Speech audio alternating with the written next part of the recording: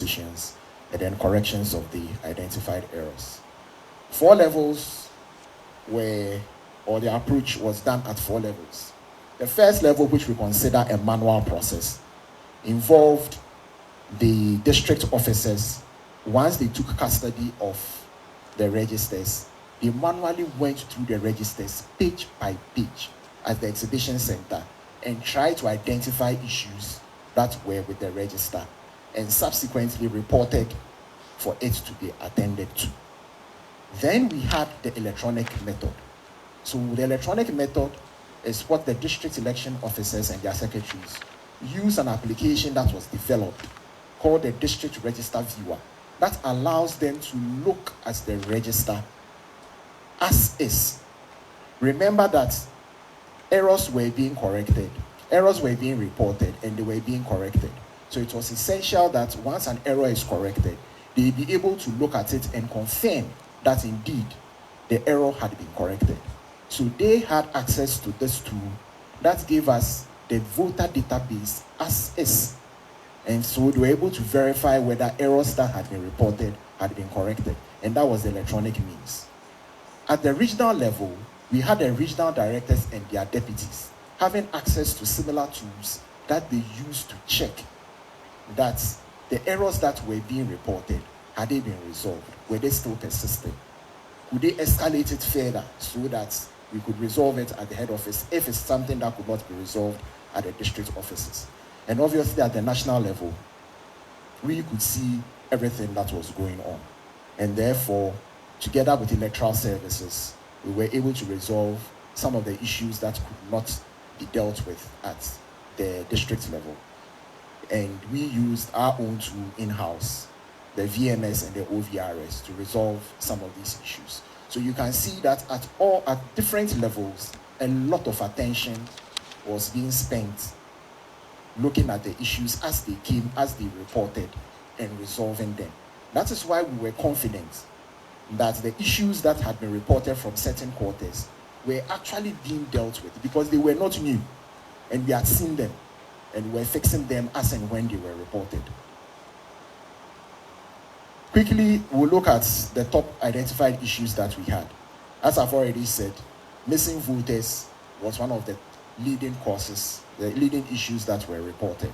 It was because of the offline registration and, in some instances, biometric data being corrupted. So sometimes the biometric data within the biometric database gets corrupt. And remember that it is a biometric voter register. So if your biometrics are corrupt, you end up not being shown on the register. So sometimes people who report or who are reported as having been missing from the register, we actually have their registration records. But because their biometrics are corrupt, they don't show up in the register. And way before or soon after the exhibition started, we had a list of all those affected individuals, and we have started correcting them. We had issues of people being placed in wrong polling stations. Remember that the registrations were done in district offices. So certain times people are not sure which polling stations they want to be in. And therefore they would come and say that I was put in the wrong polling station. Can I be put into the proper polling station? We had a number of them like that. And as I've already explained, we had accidental duplicates. We had issues of voters who were transferred. And you know, once you get transferred from one polling station to the other, you are marked as absent from the polling station that you transferred from. Unfortunately, when the registers were being generated, because we had certain issues with some of the network connectivity, some of these absent voters were not printed, or the absent voter list was not printed, or was empty. So we had a number of reports. So we had reports from the district that said, I have an absent voter list, but there's nothing in it. So we attended to some of these issues. We also had people who were wrongly placed on multiples list. And then we had issues of people who were appearing on both the provisional voter register and the multiple list. You can only be on one list at a particular point in time. You can't be on both. So when I say you can't be on one list, the 3 major lists that we have: voters register, exceptions list, and the multiples list. I can be on either one of them. You can't be on multiples of them. Okay. But for instance, you can be on the absent voter list because you've transferred your votes. And at the same time, you will be on a transfer voter list because the polling station that you've transferred to will indicate that you've been transferred in. But no single person can be on any of those three lists at the same time. So that was an error that was corrected. And then we also had voters appearing with multiple IDs. Like I said, these were the instances where, because of the network challenges that were experienced in the initial stages of the registration exercise, several submits were made for one voter, and therefore they appeared several times on the register. So we'll share with you some current voter statistics, and these are statistics as at yesterday. The total number of valid voters are 18,772,795, constituting females 9,690,173, males 9,082,622. First-time voters, these are voters that are classified to be between the ages of 18 and 21. We have 708,282. People who registered for special voting amounted to 131,474. And then we had transferred voters. The total number of voters who transferred their votes for the 2024 season were 332,110. People who had registered for proxy voting was 2,165. Number of applicants who are on our exceptions list now, and these are people who have either been challenged or have been objected to, amounts to 32,974. And the number of people who are on our multiples list, that is people who have done multiple registration, are 26,798. So you have more people on the exceptions list than you have people who have done multiple registration. So quickly, we would like to address the issues that were raised by the NDC during a meeting with the Electoral Commission on the 6th of September, 2024. 5 issues were raised by the National Democratic Congress during this meeting. And as Madam Chair said, during the meeting, we requested they had a presentation and they showed us the issues. And we requested that these issues be sent to us with the guarantee that within a week, we will investigate all the issues that have been submitted by the National Democratic Congress and give a report of our findings to them. Even though we knew that most of the issues that they had raised are issues that have already been dealt with, it was important that we see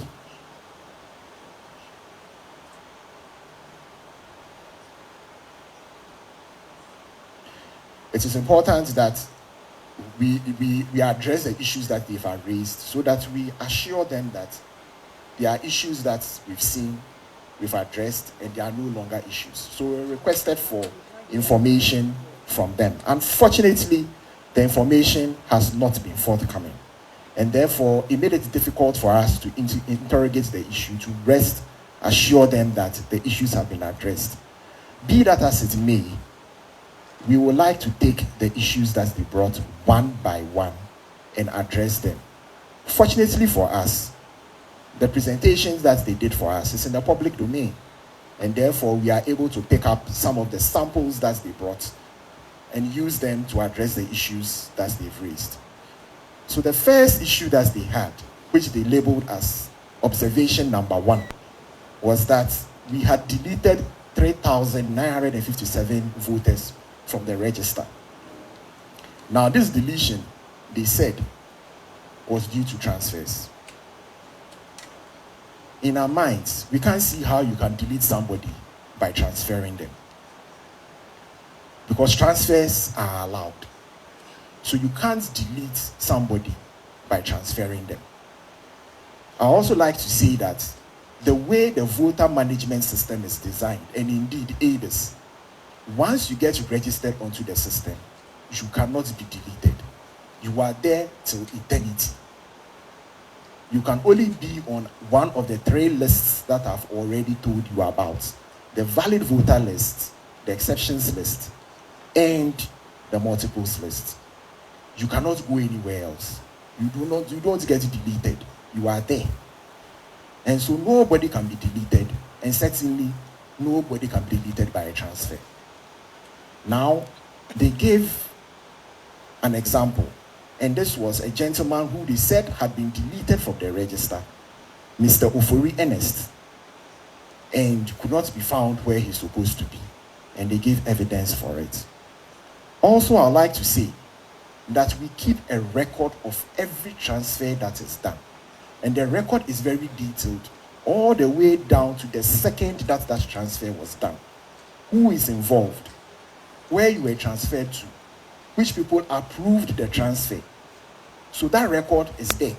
No matter where you go, if we want to trace where you have been, we know exactly where you have been and who initiated that transfer.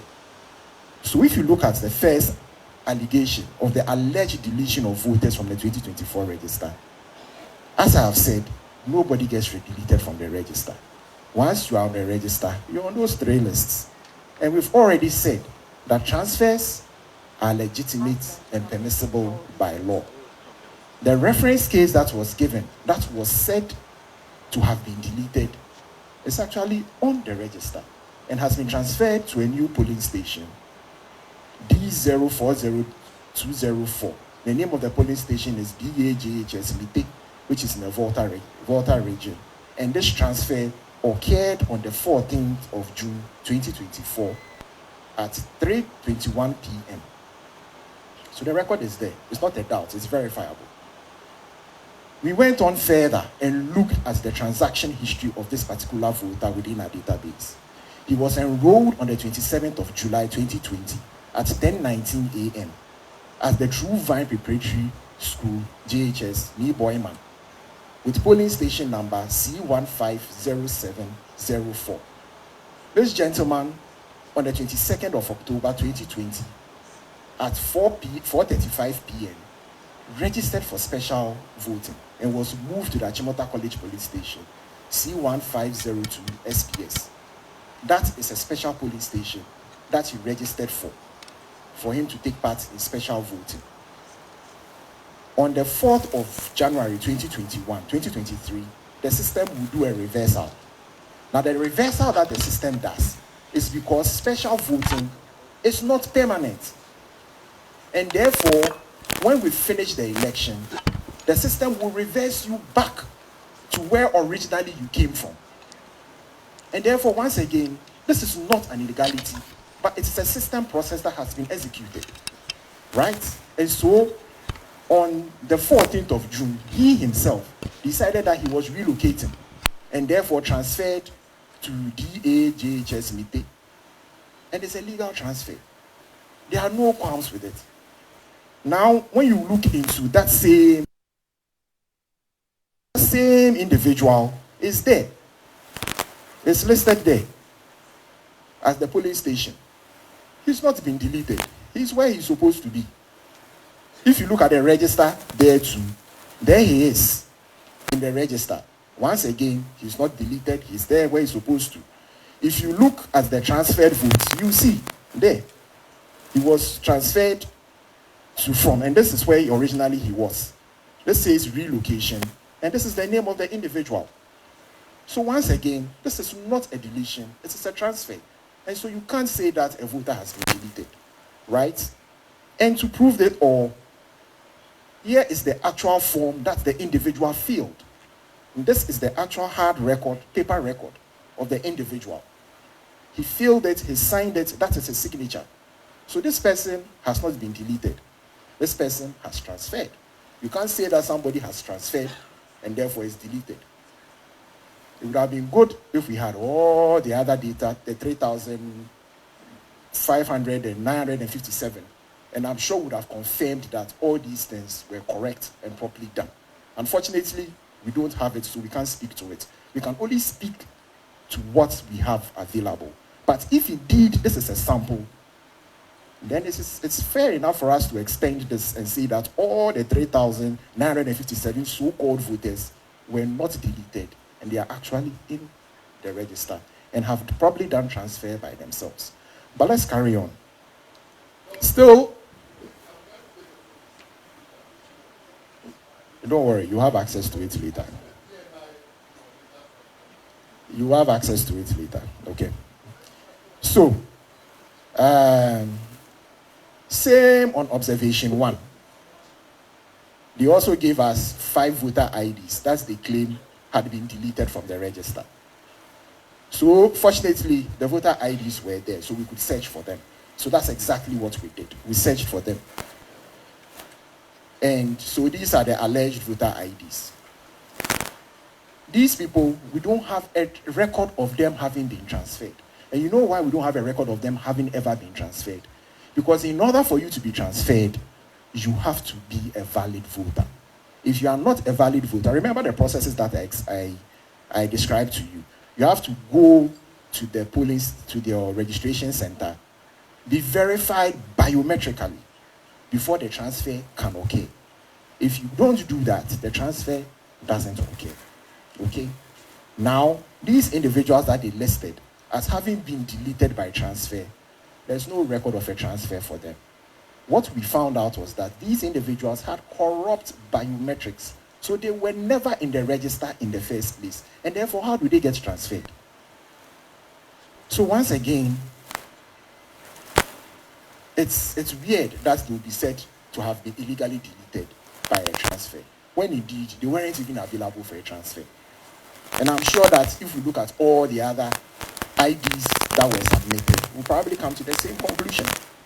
It will interest you to note that these corrupt biometrics actually came from the same kit. The kit number GN1297 was where the registration occurred. And it was an offline registration. Remember, I said offline registrations are prone to some of these problems. Okay, so ladies and gentlemen, nobody has deleted anybody. These are issues that have arrived.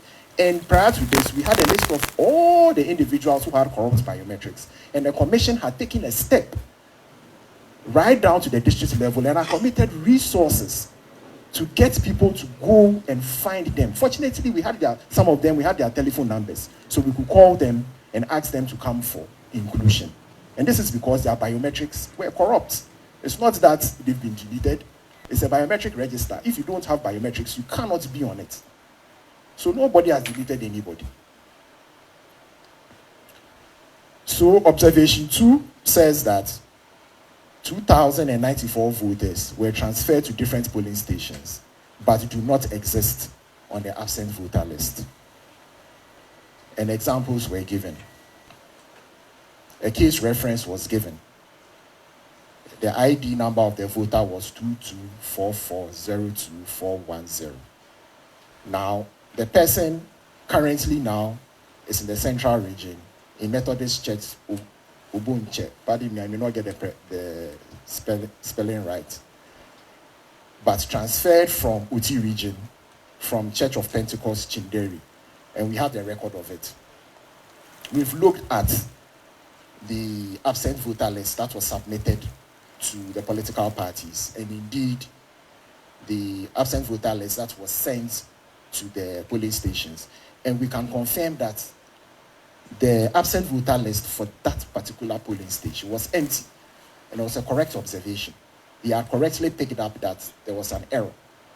But we ourselves had already picked up that error. And a new list had been generated and sent to the various polling stations that were affected. Once again, remember that it is a process. We have systems, several systems querying the same databases. Sometimes errors occur in transit. And there are some of the errors that they've said that you see that there are data that is missing, but it's a human institution and errors occur.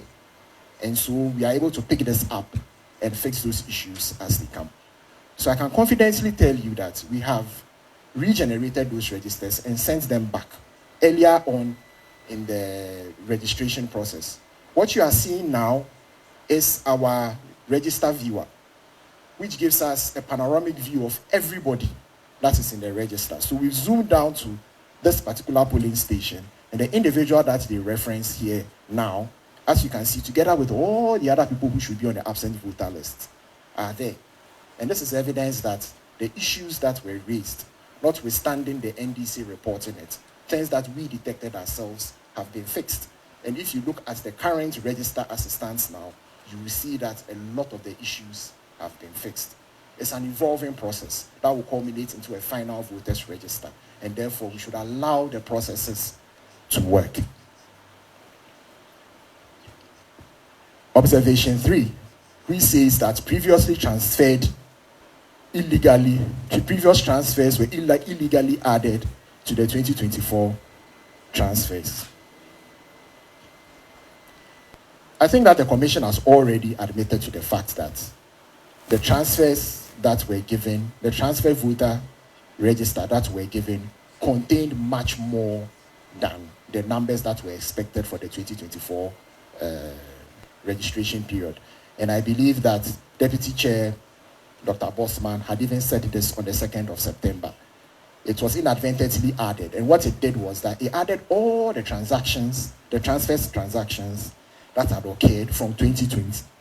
So you had much more. And if you take a critical look at the transfer registers, you will see certain narratives like reversal of special transfers, because they are all considered one transfer or the other, but there are different categories of them. In generating them, all the transfers were added, including those from 2020. So you had 2020 transfers, you had 2023 transfers, you had 2024 transfers that were added, including even special voting was also added to it. This, as was said by Dr. Bosman, had been detected and the error had been corrected. So the new voter register that you are going to get will contain only transfers that were done for the 2024 season. Be that as it may, because of the uproar that was associated with it, the Commission then went a step further and did further auditing of the transfer register. Basically, what was done was we asked all the paper records of transfers that were done to be reconciled against what was in the district viewer, so that we are sure that one for one, if you did do a transfer, you are in there. Obviously, we did encounter some problems in the sense that sometimes the transfers were not complete, once again, because of the network errors that we encountered. But those ones during the exhibition period, they were corrected. So it was a good exercise that was taken to ensure that those who had transferred their votes indeed will be where they are supposed to be on election day. Having also said that, we've also ensured that all the transfers that were done are legitimate and they are accurate. And so the absent voters list and the transfer voters list for the 2024 period will only contain those that were done for the 2024 period. Now we come to Pusiga, and I'm sure for those of us who have been listening to the news, we are aware that there are issues with transfers that occurred at Pusiga. These were reported to us by the regional director that 38 voters had been illegally transferred from Pusiga. And as I have said, this occurred because the Electoral Commission's own staff took advantage of a vulnerability that was in the system. And that vulnerability was the absence of a liveliness check. And so, him, as the narrative goes, in collusion with some other people, used the voter ID card, the picture on the voter ID card, to verify the individuals and do a transfer. Be that as it may, because our systems work, we were able to verify that indeed spoofing had occurred. And we've been able to pick up and confirm that indeed all the 38 people that were involved, whose transfers were done through this method. What have we done, having seen this discovery? The first step that we did was to ensure that we plugged that vulnerability. Fortunately, the technology has now matured such that it can be deployed into production use. So now we have made sure that facial verification now has a liveliness check put in place. We didn't stop there. We've also now implemented the liveliness check on our voter verification devices, our biometric verification. You can't take somebody's picture, use the BVD to do verification, because now that is firmly built into the BVD as well. So we have plugged that hole. Subsequent to that, all those transfers that have been done have been reversed. So all those transfers that were done illegally have been reversed, and the perpetrators have been dismissed by the commission, and the police continues their investigation into the matter. We have not taken this matter lightly, and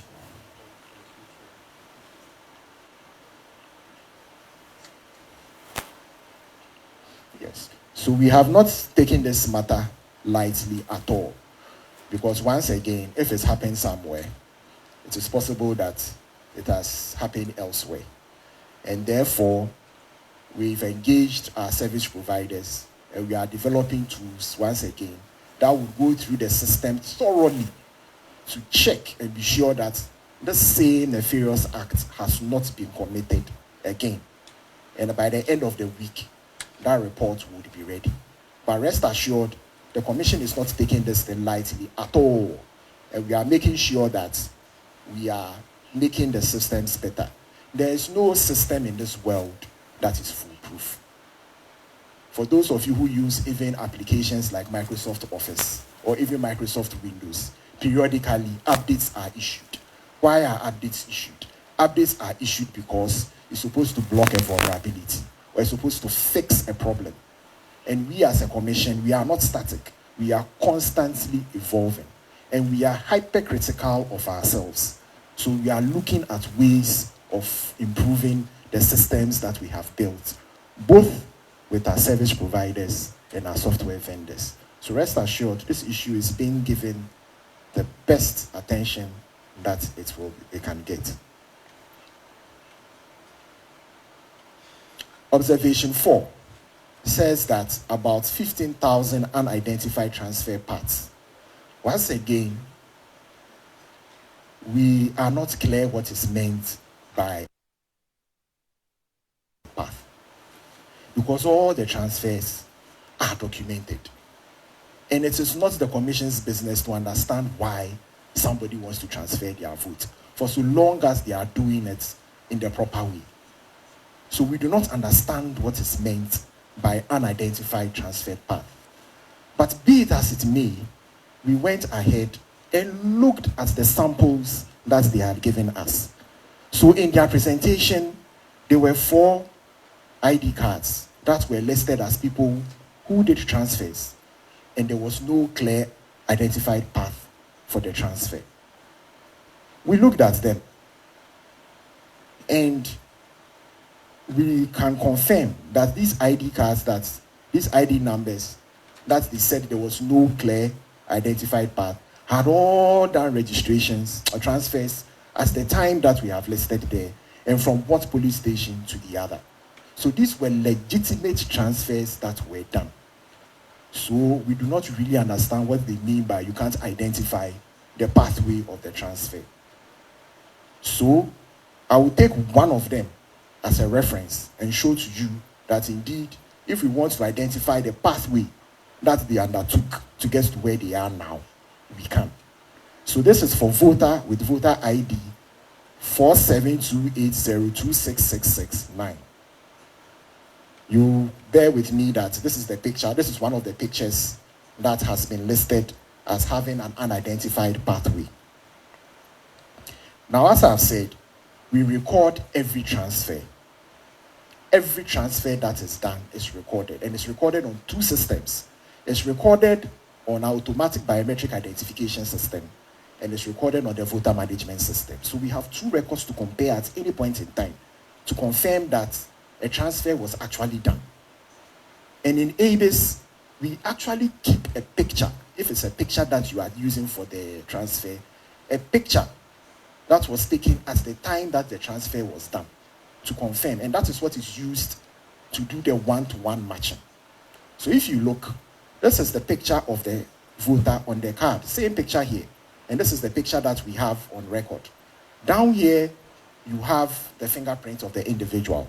If the individual had used their fingerprint for verification, here you will have the verification listed here, together with the score, the hit score, to show that it is indeed the person. And here is the picture of the individual that did the transfer. So this transfer was not done in a vacuum.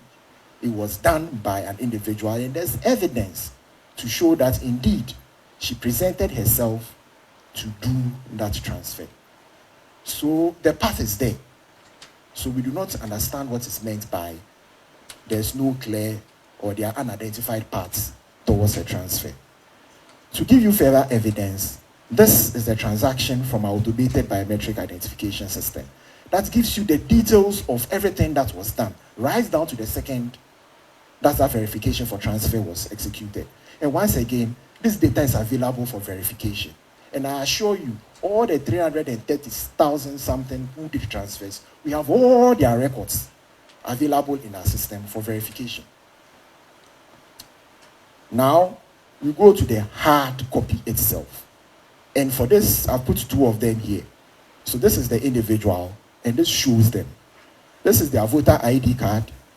This is where they are. This is the actual hard paper form that they completed for the transfer, together with their thumbprints and their signature, together with the officer who did the transfer.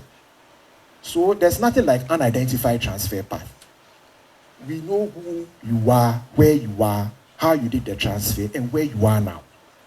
And we have both paper evidence and electronic evidence to support it. So it cannot be said that there's no identified pathway for the transfer. And so we've got 15,000 plus people who are affected. This is another individual from the previous pictures that I've shown to you. And this is the evidence that shows that that individual actually did the transfer. We move on to observation 5. And observation 5 says that there was 168 corrupt files. That indeed is true. It did happen. There were some of the files that were given in the provisional voters register that were not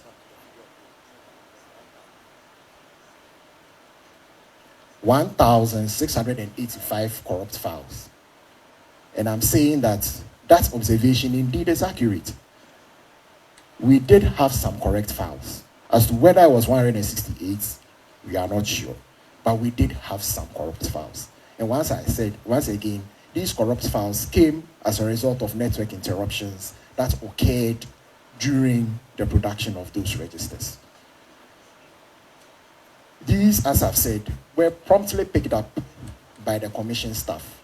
Because remember that at level 1, which is the hard inspection of the registers, hand, page by page, these things were detected and were reported to the commission, and immediately new ones were generated and sent back to the political parties. We, as I've said, we know for sure that there are electronic systems we are working with. They are not foolproof. Sometimes errors happen. So we've made it sure that on election day, this will not happen. What have we done? We have now generated additional tools that quality check all the outputs that come out of the register to ensure that they contain contents. And we are doing it at 3 different levels. At generation, and then we have 2 independent systems that are checking the registers as they are produced to be sure that they contain data. Any one that doesn't contain data is immediately flagged and will be regenerated. Having said that too, we also have the manual process of checking that will happen both at the commission before it goes to the printers and at the printers themselves as they are being printed, to ensure that we don't have these issues coming up. And so rest assured, come December 7th, the registers that will be sent to the polling stations will not have these issues in them. The last issue that was brought up was that there was an allegation, or let me not say an allegation, that the NDC had said that they had identified 50,000 dead people. It is important to note that there are processes governed by law that prescribes how to deal with these issues. And the Electoral Commission on its own cannot go and start deleting people from the register just because it's been said that the person is dead. It will interest you to note that during the exhibition exercises, certain individuals who had been objected to because they said they were dead actually showed up with their voter card in person. So it is not, we shouldn't take this lightly. Yes, if people are dead, there are processes that have been prescribed that allows us to remove them from the register, and those processes must be followed. And indeed, the Commission in Thinking Forward has since 2023 been collaborating with the Births and Deaths Registry to put in place a system that will aid it to proactively tackle some of these issues. Unfortunately, we haven't been able to do this to completion, but that is something that is being worked upon. But I think that at the meeting, what Madam Chair said to the NDC was that if they had the evidence, they should bring it.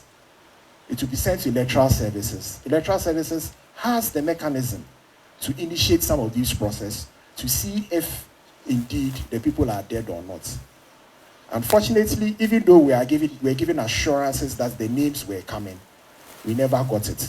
And so nothing has been done about it, and rightly so, ladies and gentlemen. So that is with the issues that were raised by the National Democratic Congress. And as you can see, these are issues that have been dealt with. Some of them indeed are non-issues, but some of them were legitimate issues that were raised, and fortunately had already been addressed or were addressed subsequently. Quickly, we'll look at some of the other issues that we identified during the process. This one I've already spoken about, the missing voter IDs. So you see an individual who has a valid voter ID card, but we can't find in our system. So this is a search for eligibility.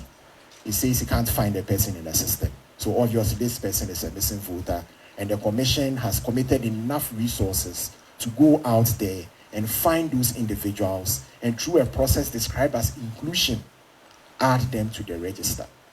We have been successful largely, but for those that we've not been able to identify, we will be put on a list referred to as the missing voter.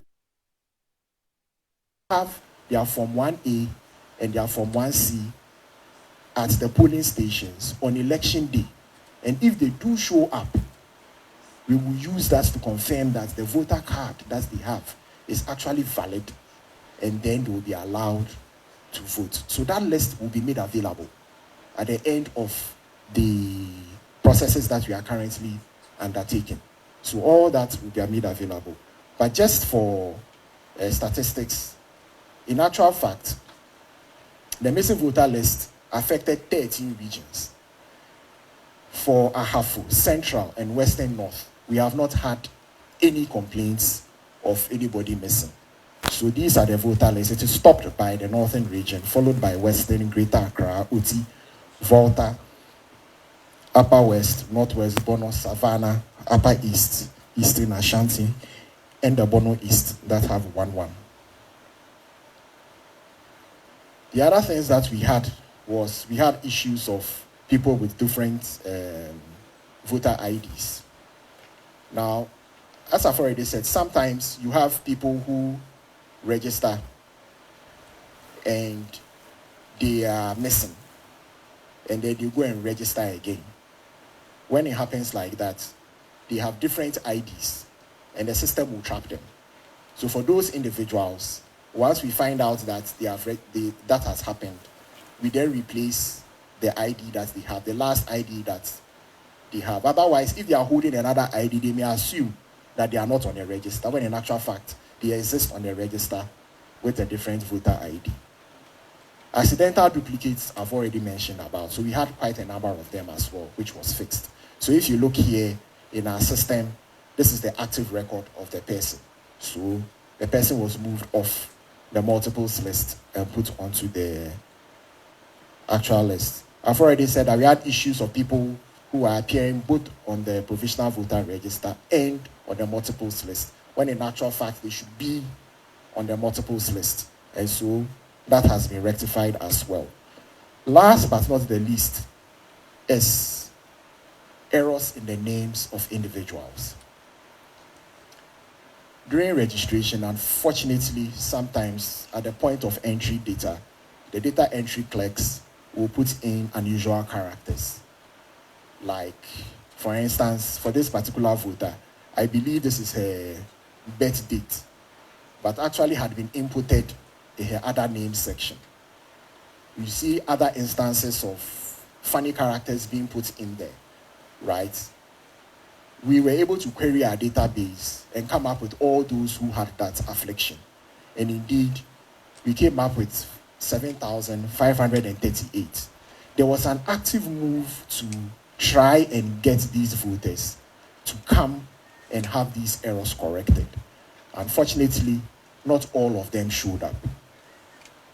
One of the issues that can potentially be a source of anxiety for a voter is when you appear on voting day and you can't find your name. And you can't find your name, not that you are not in the register, but your name, instead of an O, is a 0. So for instance, if you look at this particular polling station, which is in Karachi East, all the names that start are actually supposed to be a 0, but have been replaced, supposed to be an O, but have been replaced with a 0. And remember that your voter list is arranged in alphabetical order. So when a 0 appears first, it will be on top of the list. But if the election official is not aware of this and goes to look for your name at O, they may not find you there and say that you are absent from the voter register. And that might cause some anxiety. So this issue we can fix. But I think that it is something that has come up for discussion. And as stakeholders, we need to find out if this is something that the commission can on its own go ahead and fix, because it's an easy fix. You can easily, for instance, look at all the zeros that are in people's names and then convert them to an O. And that largely should fix majority of the problems. For some of them, it might be a little bit more difficult. But at least if you are able to fix the zeros, the rest that are left, we'll take our time and fix it. Having said that, it doesn't stop anybody from voting. Because remember that your ability to vote is by biometric verification. And the biometric verification does not know your name, does not know your age, does not know your date of birth. But it is essential that some of these errors are corrected so that it gives more credibility to the register that we have. So in conclusion, we have demonstrated to you that the Electoral Commission of Ghana has in place a tried and tested process to produce a credible register that ensures a free, fair, and transparent election. As has already been said, these are processes that have been used since 2020. In fact, in 2020, we produced a register under more dire conditions. We produced a register in 36 days in a COVID pandemic. And so we have learned a lot from that process. And it's the same processes that we are employing for the generation of this register. So like Madam Chair said, trust us to be able to deliver on a register that you will all be proud of. A register that does not disenfranchise anybody. The exhibition of the provisional voter register is indeed an audit on its own, and it involves all stakeholders, from political parties to voters to civil society organizations, the staff of the electoral commissions. The anomalies that have been identified have today been largely fixed, and we are waiting for the processes that are ongoing to be able to produce a final voter register. Once that work is complete, the hard work that over the last few weeks the Electoral Commission has been engaged in, we will be able to share at no additional cost to our stakeholders the ability for them to check the voter register electronically and allow for any changes to be made.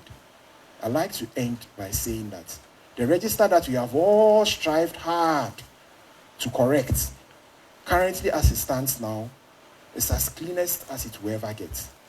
And it is robust, and it is ready for the 2020 election. Thank you very much. And I bring my presentation to an end.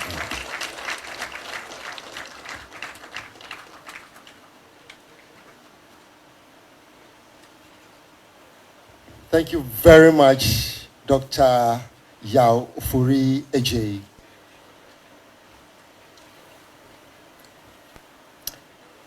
Before we open the floor for comments, I would like to rehash our ground rules. Like I said, political parties were given the opportunity to have 3 representatives in this auditorium. And as you may know, such IPAC meeting is strictly an engagement between the Electoral Commission and registered political parties. That doesn't mean that the Electoral Commission doesn't value the views of CSOs and other invited entities or guests. Actually, your independent views and concerns could be put or presented to the Electoral Commission in writing or at a meeting at the request of the CSO or the organization. Please, we should be reminded that this program is being carried live on all the major TV and radio stations. We are going to give a maximum of 1 to 4 minutes for each political party to express by the IT department. Please, we should avoid repetition of comments, interjections, banters. Let's respect each other in terms of what we're going to say. Please be informed that if you want to go to the washroom is right behind us. So you can visit the washroom if you want to. At this point, we'd like to open the floor. We'd like to open the floor. Please,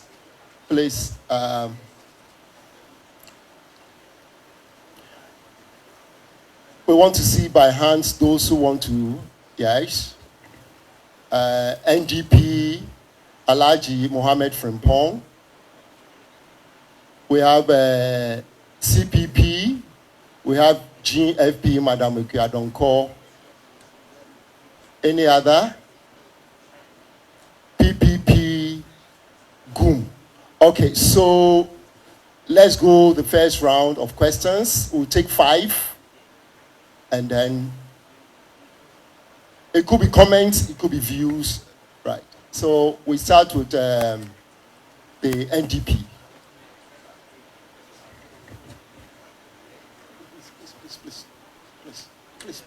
Please give it to me.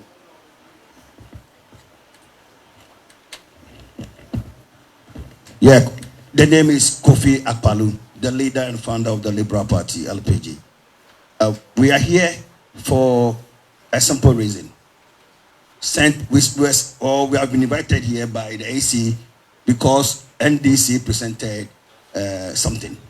So after this delivery, we are expecting the NDC to respond before we can all comment, because that should be the norm. We cannot just, what are we going to say?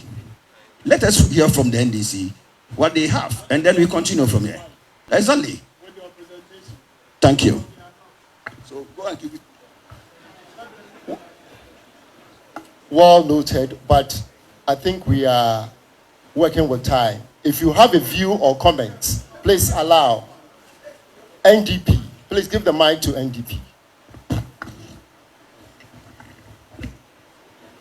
Okay, thank you very much, Madam Chair, colleague party reps, ladies and gentlemen. My position in the opening of the chair's remarks is the fact that henceforth we are going to allow the media to be taking part, in the proceedings of the IPAC. It is a very important development that is going to reduce the running around and engaging with what I call the gullible public. Now, the provisional voters register to the certified voters register. Within that space are clear regulations. And I'm satisfied that at least the IT department had come today to give what I call the underlying IT management of the process. That is very, very important. And for that matter, we definitely, we want to find out that your engagement with the NDC, did they look first at the regulations that were stated and then the underlying IT management of their presentations of their observations? That is what we want to find out. Thank you very much. Please, we give the mic to GUM, and then we come to PPP before we come to CPP and GFP. Thank you. Okay, good morning. I personally am very pleased with the presentation of the Electoral Commission. Maybe we are yet to hear from our brothers of the NDC to know if they have extra or different issues from what we've heard so far. The paramount decision we as politicians need to take is to decomb our individual political desires from that of our nation, Ghana. Every political party has the dream to winning power, but the ultimate dream must be the fairness, the well-being, and the development of our motherland. From what I earlier indicated, I think the EC has done a great job. We are praying not to encounter any pandemonium after the 2024 elections, before, during, and after. And from their presentation, as humans as we are, sometimes minor errors are bound to happen. But from the presentation, if the issues raised are all that the EC spoke about, then I think the EC has done a good job and we need to recommend them. Thank you. Thank you very much. We'll listen to PPP. Yes. Okay, thank you very much. I have a few questions and perhaps a comment. The first one is that Dr. Ofori. Oh, okay. All right. Okay, so my first question is, at the latter part of your presentation, you spoke about missing voter lists and indicated that if they are not found in the register, their primary source of registration document will be made available so that on the day of voting, they can be allowed to vote. But you did not tell us what is the cause. I mean, how are we able to arrive at that situation where we have some missing voter list? If you could explain the cause, then we can find a solution to it, because we cannot keep on having these things reoccurring. And then my second question is on the issue of voter transfer. At what point in time does the Electoral Commission print a new ID card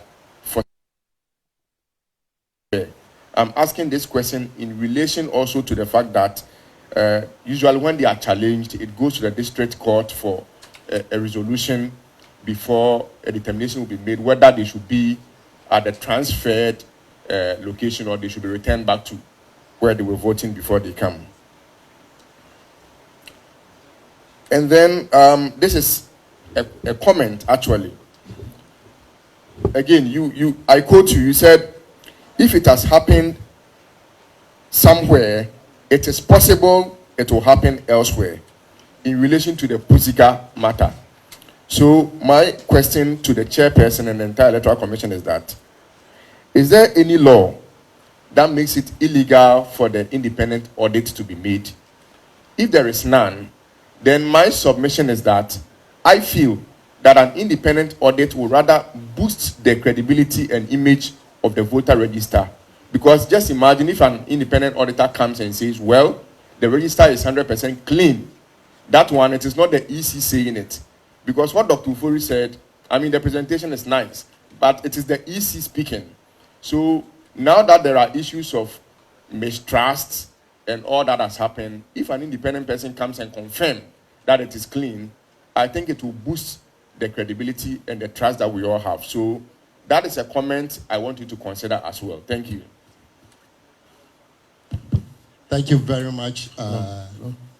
Please, we would like to know your names. So when you stand, you want to ask question or comments, please mention your name so that we know the person who is speaking. Yes, CPP.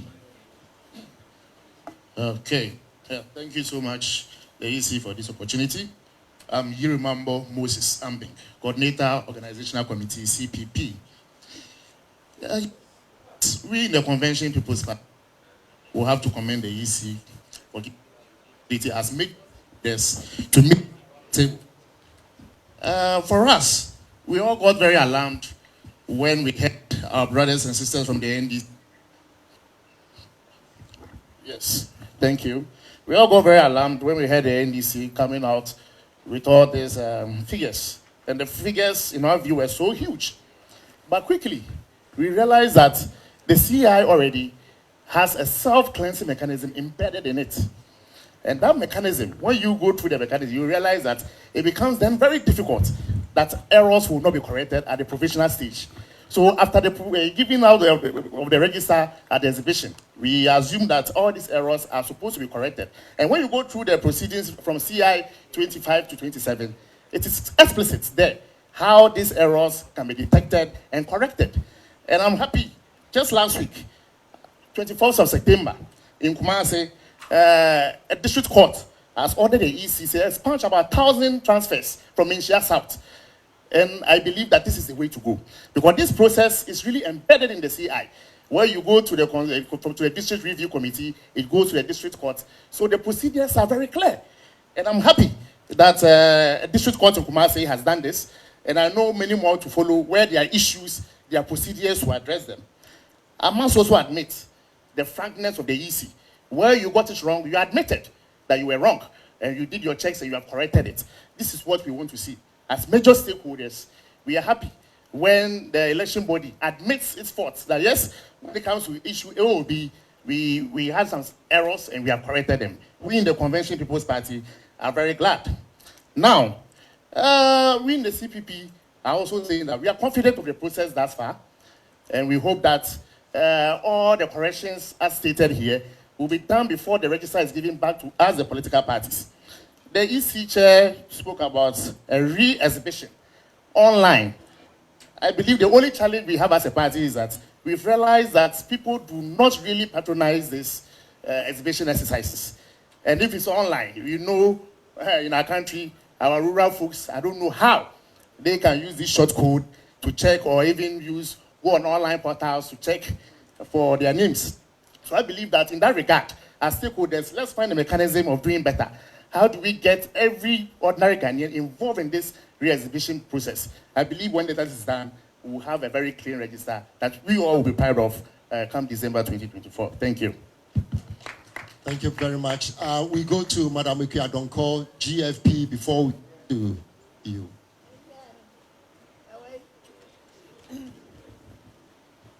easy mammy, any papa no, penny for a moisha. Me denya me ase, say baby, yeah. Yen I mammy, me banner no so, I don't know, this all the yen I had see. Me denya me ase say, or bet na kunyeso. Fidia man for sumono. And this is for the papa. Now so over the court, but I know about trade. And the court, there's one money we are saying can't almost. Nina Chido, yes, I bet trade. Me, I may see where I make a say. Easy can say, will be a funny nipper. I met now a table no, but be a trade and will be a funny nipper. Now, you who say, a bachelor will be anti me, I can't want it. May me the nipper coy. Baby, I was made the nipper could be. Nina Chido, ya trade didn't come up.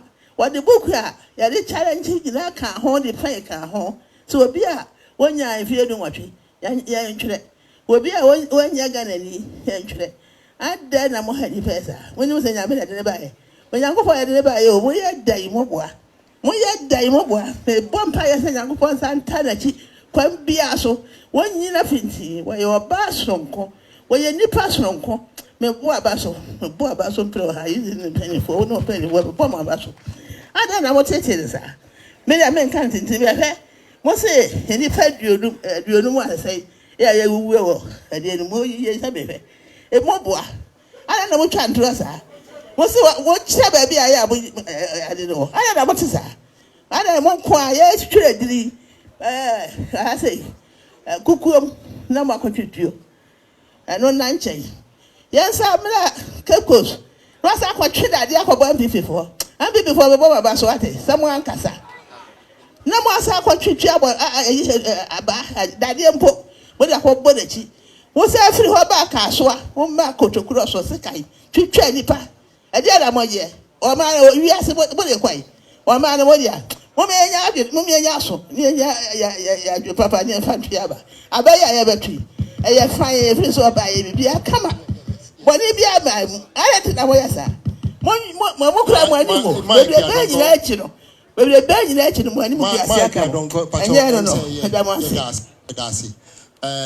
please, I would like to just try and then translate what Madam Ipiadonko said. I'll paraphrase.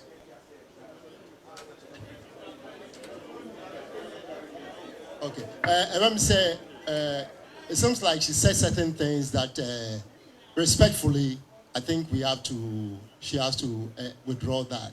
And I think on behalf of the Electoral Commission, I think some of those words, I think didn't sound well. Thank you very much. Now we go to PNC. Please, we'll come to you. NDC will come to you. PNC. Thank you very much, my brother. My name is Samson Asake Awingobit. I'm the National Chairman for People National Convention Party. People National Convention for short. First and foremost, I want to use this opportunity to thank Madam Chair and your board members or your deputy commissioners for giving us the opportunity to take part. This is my first time in IPAC meeting to take part in this very important thing. And to recommend you and your team for accepting the call that this IPAC meeting should be televised for all the over 30-something million Ghanaians to see the truth of it, to show that you have nothing to hide in your cobwebs. And so you have done it, and you've said, going forward, additional IPAC meetings, you are assuring Ghanaians and all of us sitting here that they will be televised for everybody to see what is happening. Your key word is transparency, fairness, is that not it? And so that is what we are all looking for.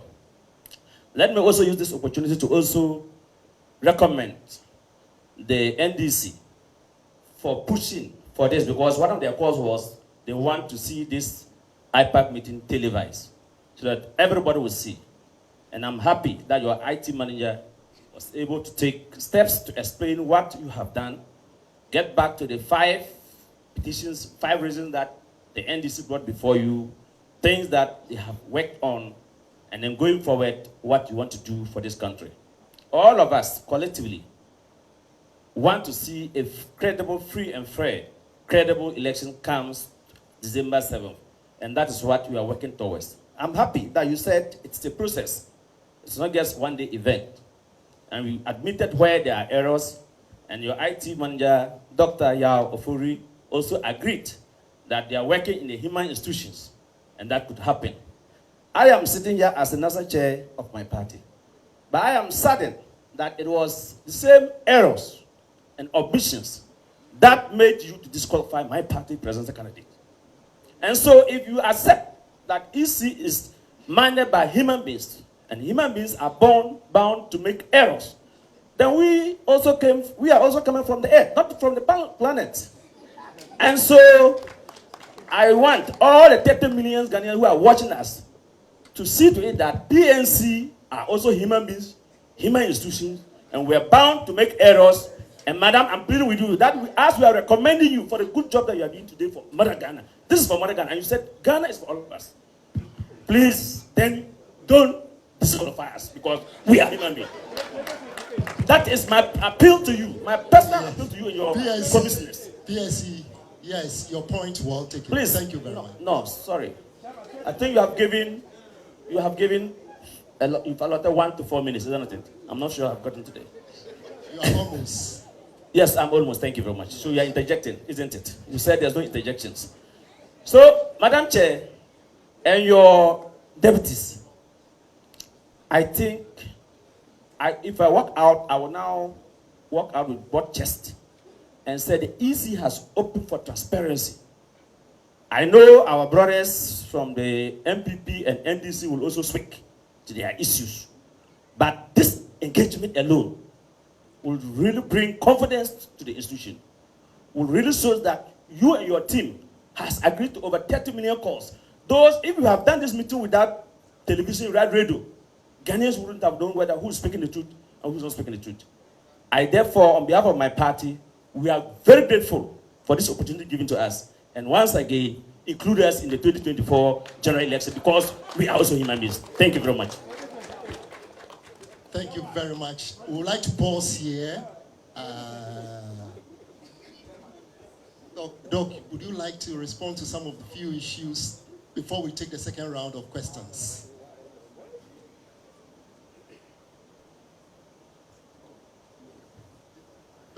Doc, there is a mic there, so I think you can stand there or sit down and then address the issue.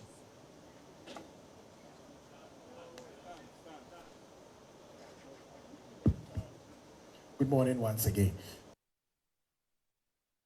Up by the PPP. The first one was the missing voters. What was the cause? So if you recall, during my presentation, I said that missing voters come about as a result of 2 reasons. The first one being the fact that they may have corrupt biometrics. And our voter register is a biometric voter register. So if we don't have biometrics for you, you cannot be on the biometric voter register. We have your biometrics are corrupt, and that is how we are able to find you. So that is how we are able to find you and then say that you are missing. But in your instance, it's a question of re-registering you because your biometrics are corrupt. The other instance occurs mainly with the offline registration, where a kit may get damaged or a kit may stop working, or the data that is on the kit may get corrupt in transit. So for the offline registration, first the registration data is stored on the kit. It is sent on USB drives to the district offices. From the district offices, it is uploaded to the data center in an HQ. So along that pathway, sometimes data gets corrupt, right? And so people come up as missing. And that is how the missing voter comes about. The other question you asked was, at which point is a person given a voter ID card, a new voter ID card during the transfer? Immediately the transfer goes through, a voter ID card is issued. I hope that answers your question. So what happens when the district court reverses it? What happens? When the district execution officer reverses So when a reversal is done, a new ID card is printed and they have to pick it up.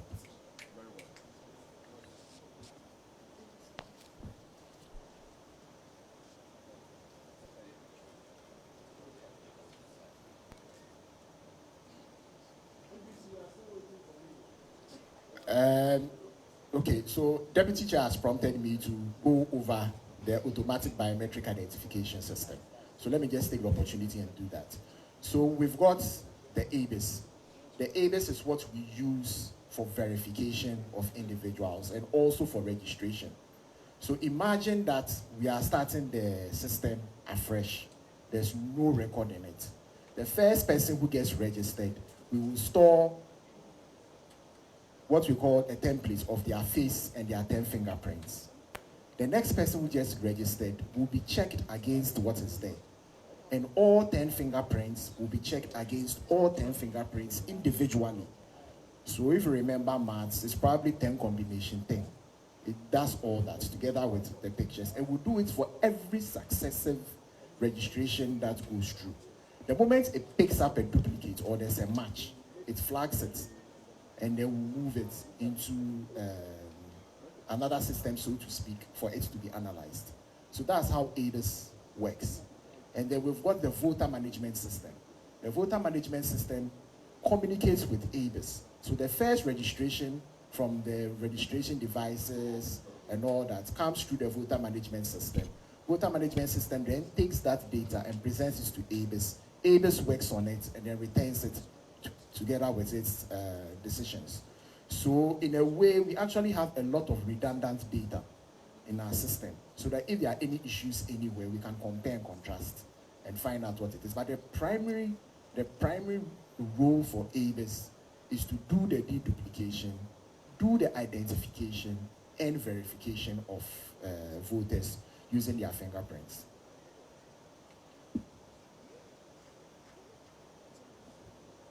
Thank you very much, representative from the PPP, and thank you for your question about the forensic audit. I believe that you are well aware that CI 91, as amended by CI 126, identifies clear legal pathways for the cleaning of the provisional voters register. And during my presentation, I outlined a number of these processes, including the work by the magistrates, the DRROs, the authentication, amongst others. And so as a commission, we believe that the legal processes outlined by law, including the administrative processes that are age-old, they do work. As you saw from my presentation, we have not exhausted the legal processes or the administrative processes. They are ongoing, and so we have not arrived at that place yet. We are still ongoing. It's important to note, as we have emphasized, that the exhibition itself is a self-auditing process. It allows us to audit, to go and verify details on the register, and if we have problems, we identify them and inform the commission to fix it. So these processes are inbuilt within the law, within the CI 91, as amended by CI 126. We are carrying them through. We have not sidestepped them, and we have not ignored them. They are ongoing. And we believe that it will bring us to a final register that is credible and robust. The good news is that we have agreed as a commission to provide you and the citizenry with a revised provisional register. And this would allow you to review it, to ensure that all the issues that you had with it have indeed been fixed. So we believe that you should allow the process to work. Let us allow our laws to work. We are implementing the processes, and we are confident that it will bring us to a credible and robust register ahead of the 2024 election. Thank you.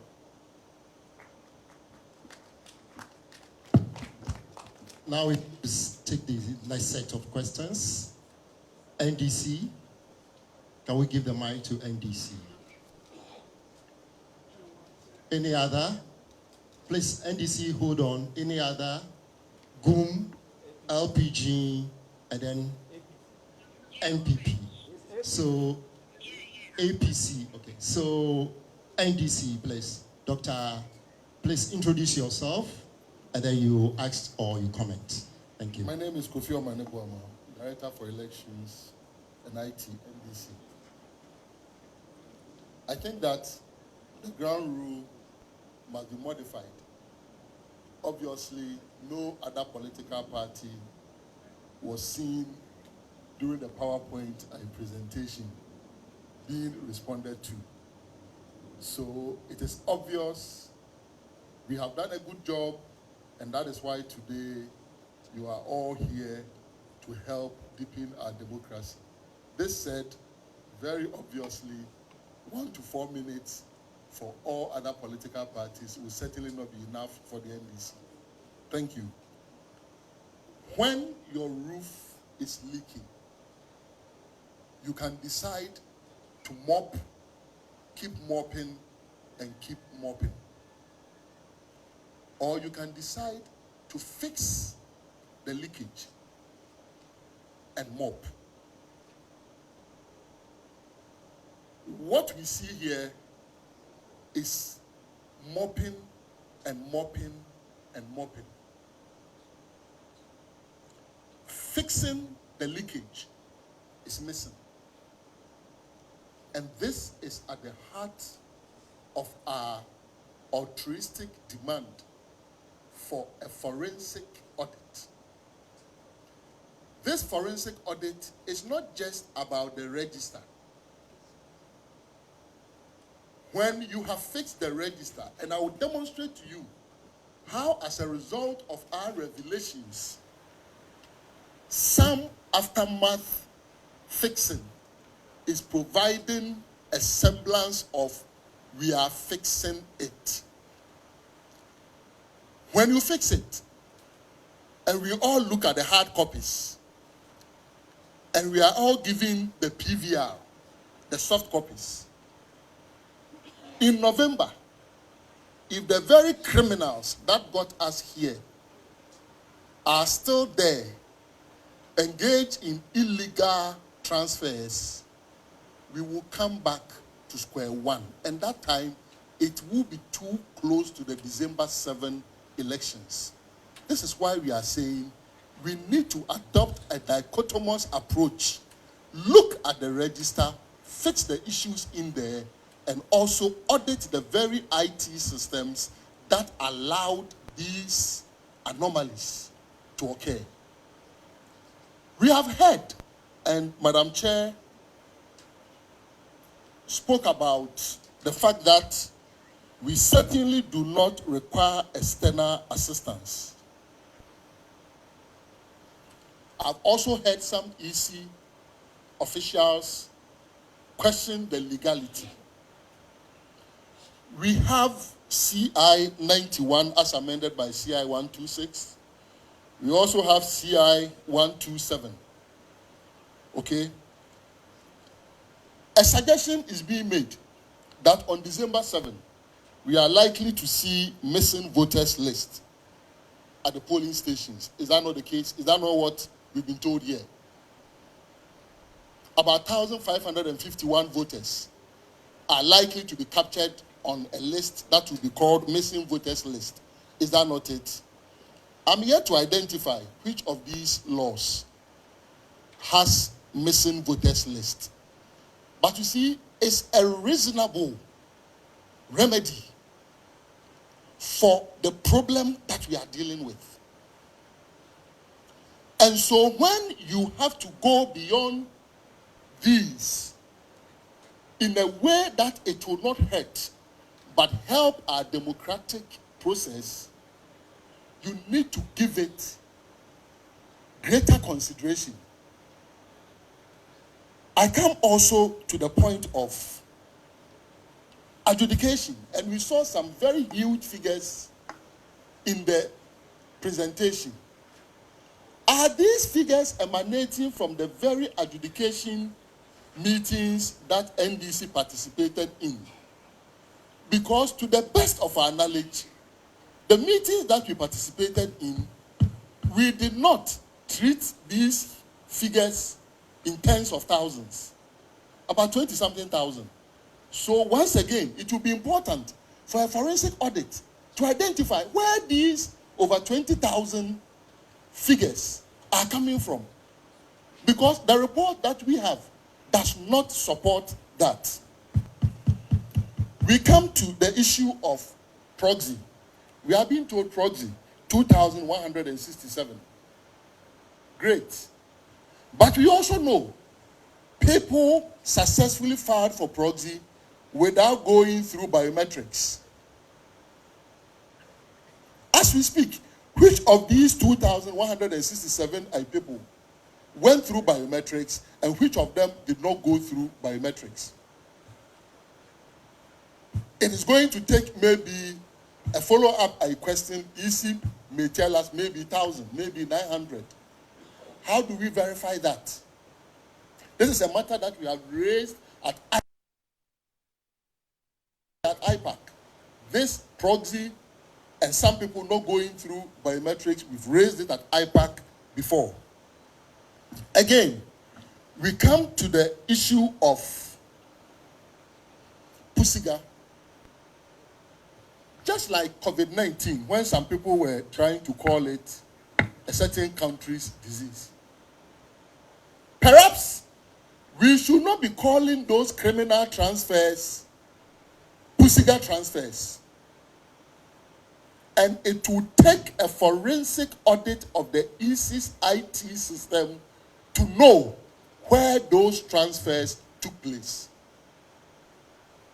And because I do not have the answers on this Pusiga matter, I want to ask some few questions. One, the login credentials given to your district directors, the passwords, can they modify it so that it will become unique to them? Example, if you are given a bank card, your bank will give you an initial password, and because they don't want anybody to have access to your password, will give you the opportunity for you to change that password of your bank card.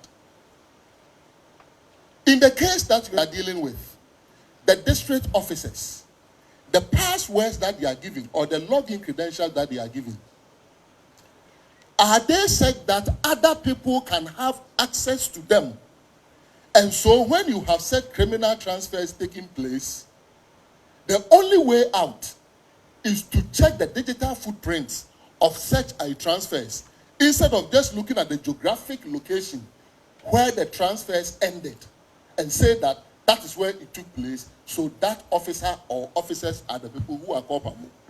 If others can have access to those login credentials, then it is important that a forensic audit establishes exactly the footprints of where these transfers took place. Still on Pusiga, are we being told here that 4 years ago, 2020, there wasn't technology across the globe to be checking biometrics with the face? Is that what we are being told by the Electoral Commission? Is that what we spend the taxpayers' money on in the year 2020? Contrary to all the advocacy by Imani, Ghana, and the rest. Is that what we are being told? That this liveliness test could only be activated after the revelation of Pusiga, and there is evidence that it was only activated during the exhibition process. The Director for Electoral Services eloquently captured this on the TV3 program one Saturday morning. I have the video clip. Doc, please, right can you here. round up? Because you've gone beyond the 4 minutes that we gave you.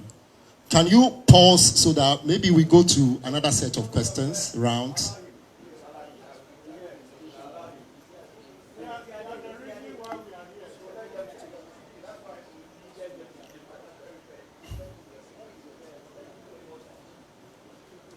Again,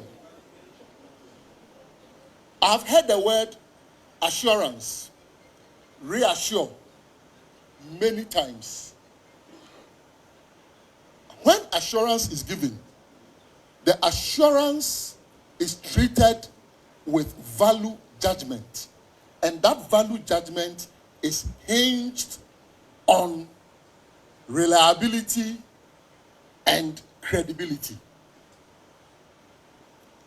We have had palpable experience on different occasions with the Electoral Commission that obviously demonstrate that we must rebuild that trust in order for us to accept assurances. And the evidence is obvious.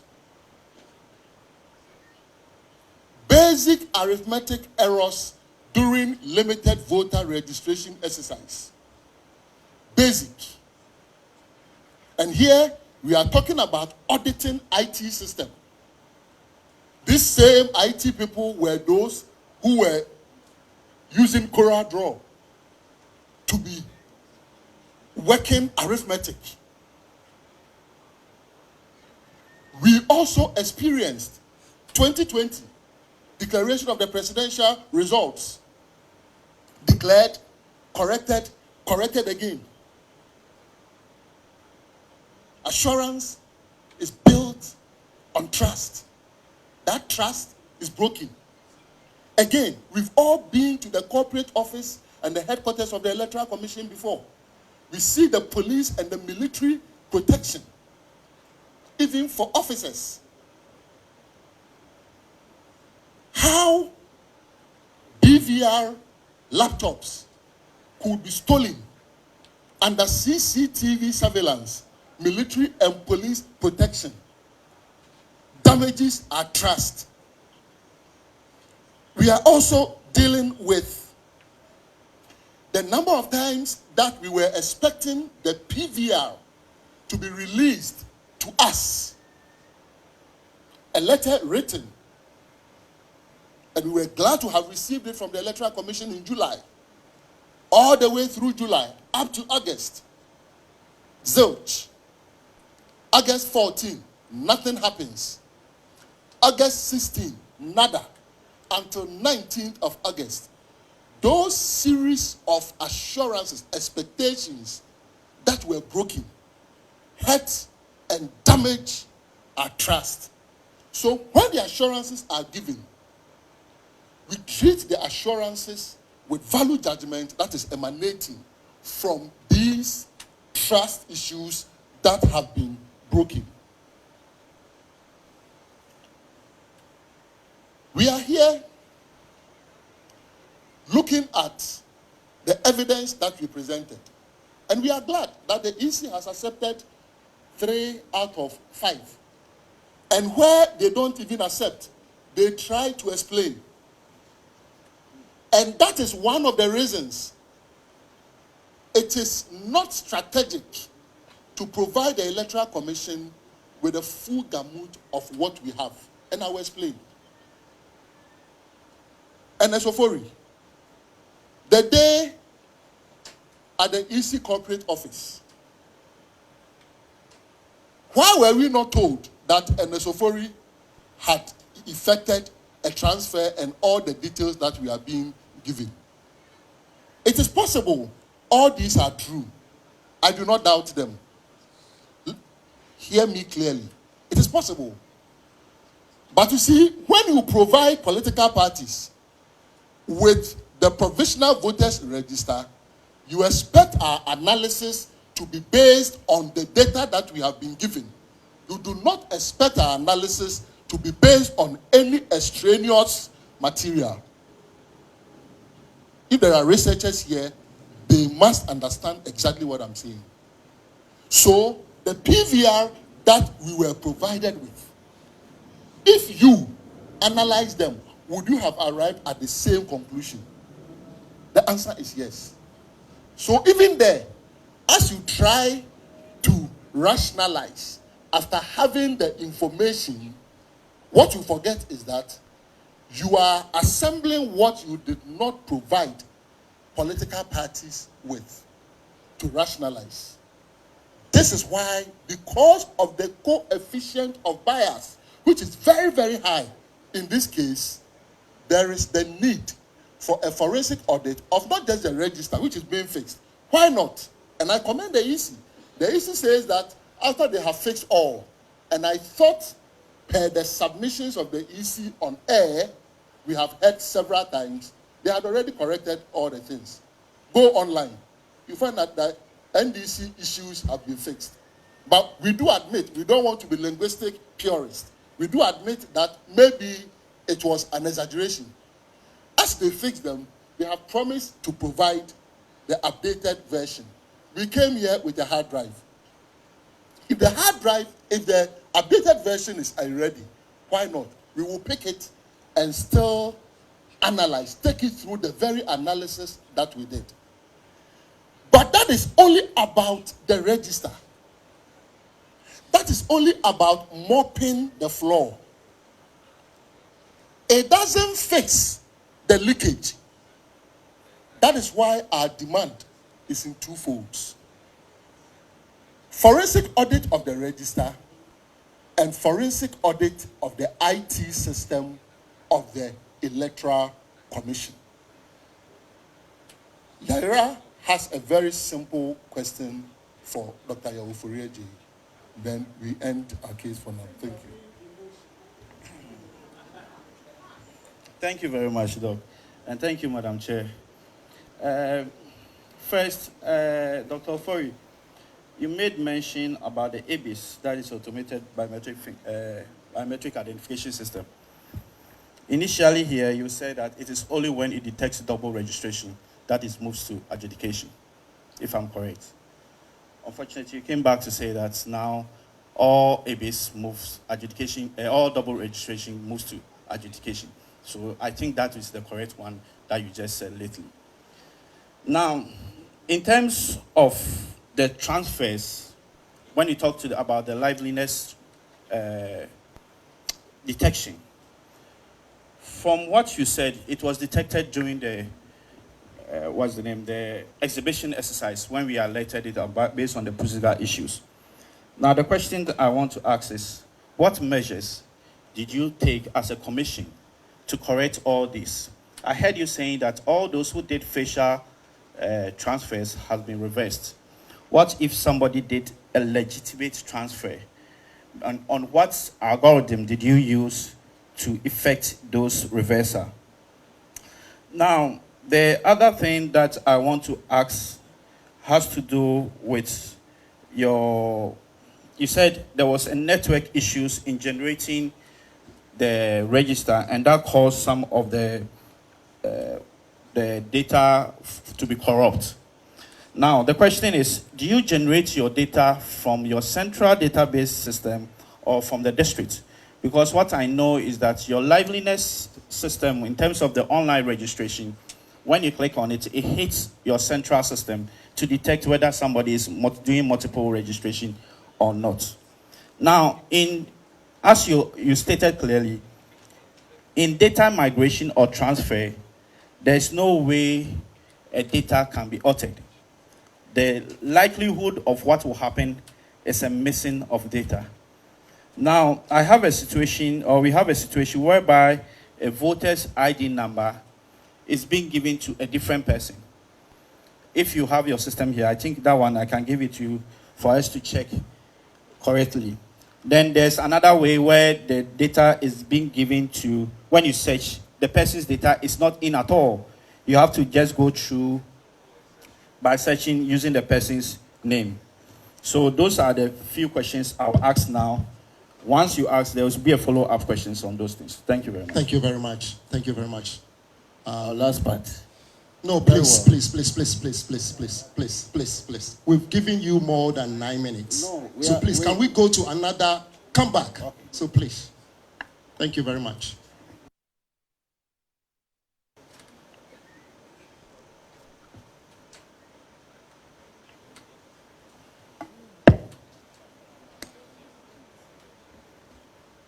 Thank you, Madam Chair. My name is Frank Osu Frempong, the National Communication Director for Ghana Union Movement.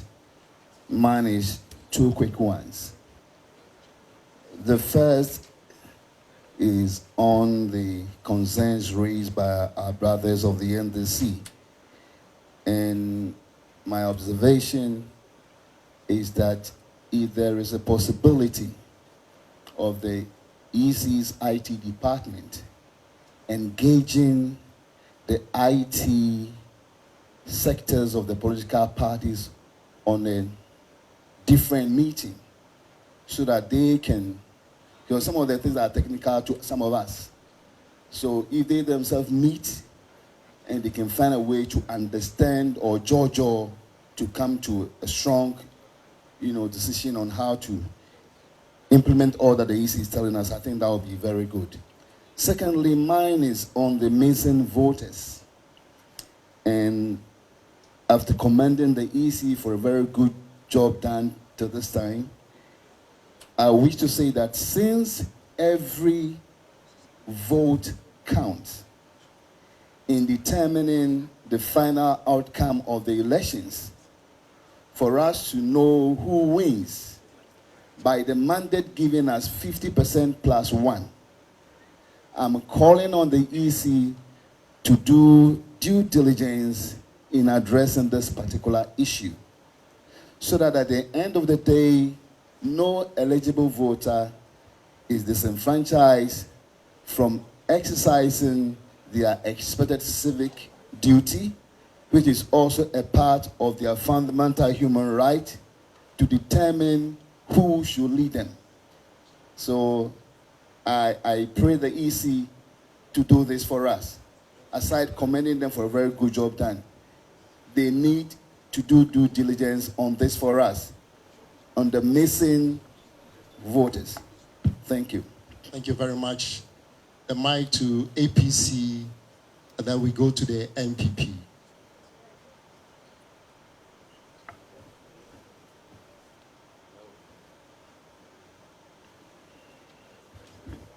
Thank you very much. My greetings to Madam Chair and to all party members here from various parties.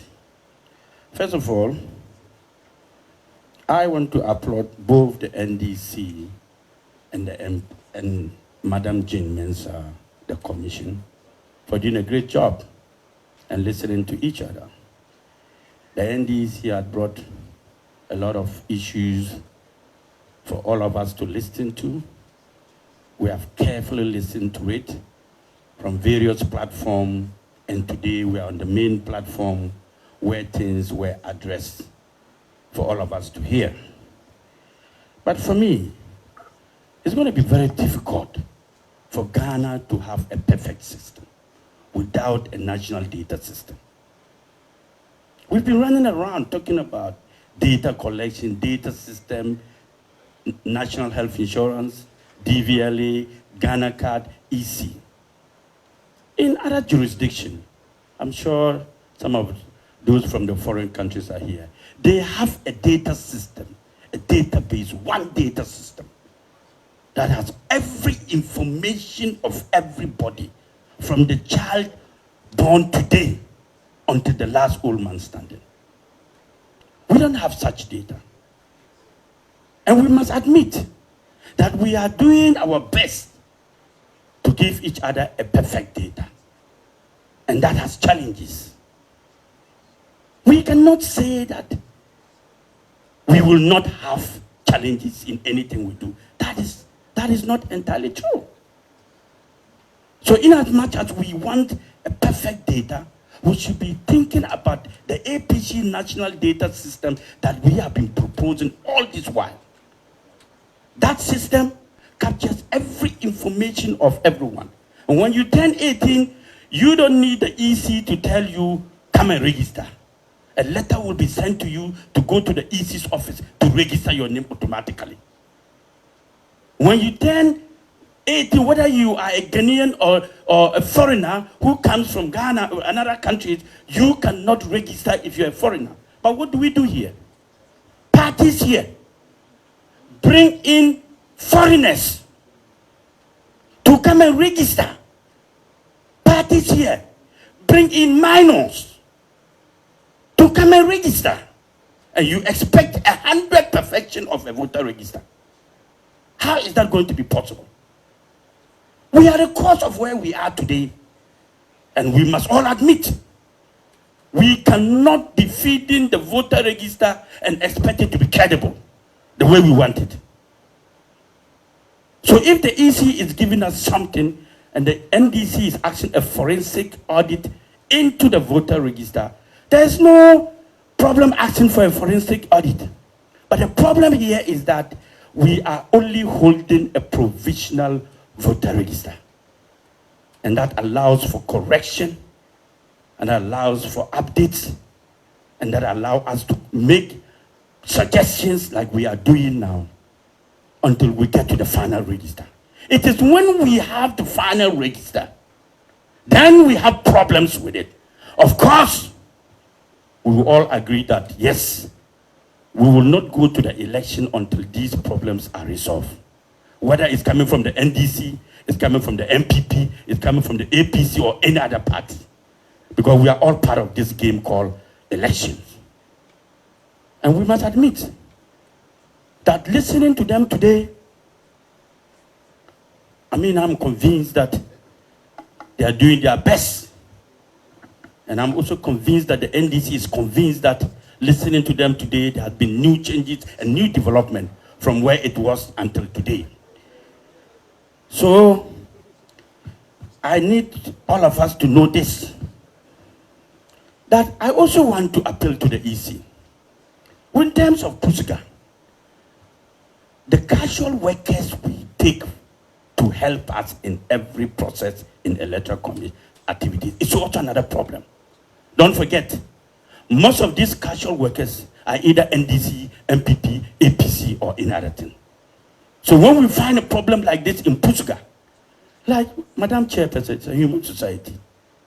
If I'm an APC member and I think that a member come and I want to favor, I will favor him. Whether I'm an EC member or not, I will do it. But the point here is that, look at the problem now. We have transfer of vote, 332,000. What is that for? What it means is that some political party were making transfer from where they have strongholds and where they think they have weak or less stronghold and they can win. They will transfer the huge numbers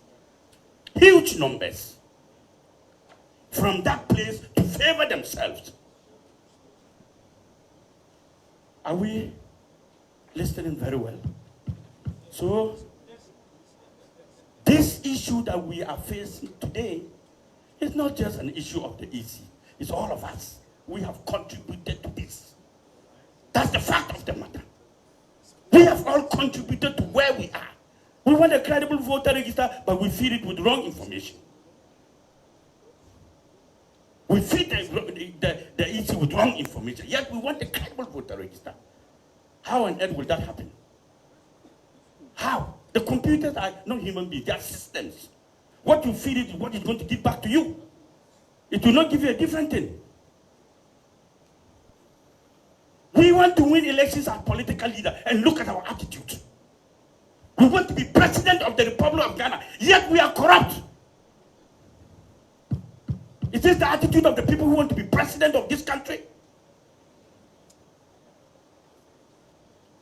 Is this our attitude? Can we be trusted ourselves?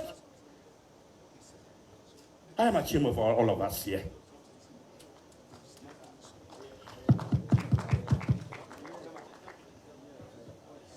Please, let me finish. Yes, everybody has time. The NDC spoke well. I'm also a big party. Then the issue of forensic audit into the IT system. Let me be sincere with my brothers from the NDC. If there is no IT system, there is no voter register. Let's be sincere.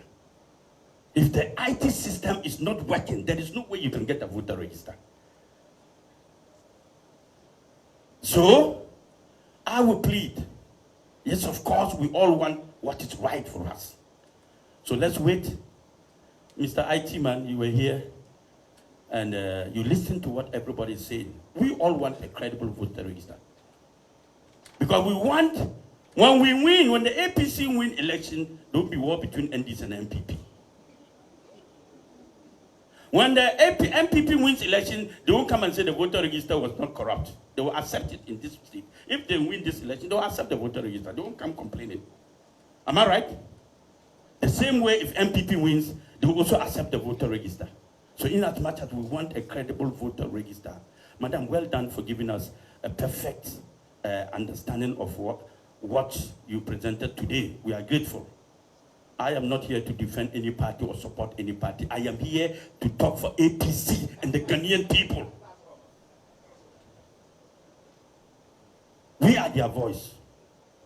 And we must begin to look at each other and tell us the truth.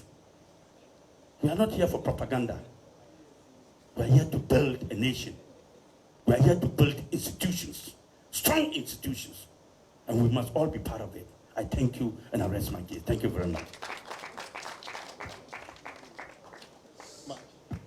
Thank you very much. Please, we'll move the mic to the NPP. NPP, LPG will come to you on the next round of questions. NPP, please.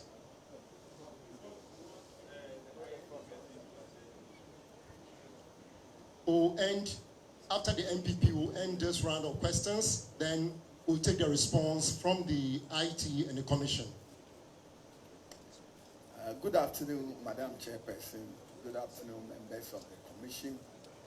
Good afternoon, members of the Diplomatic Corps, media, and colleague political party activists.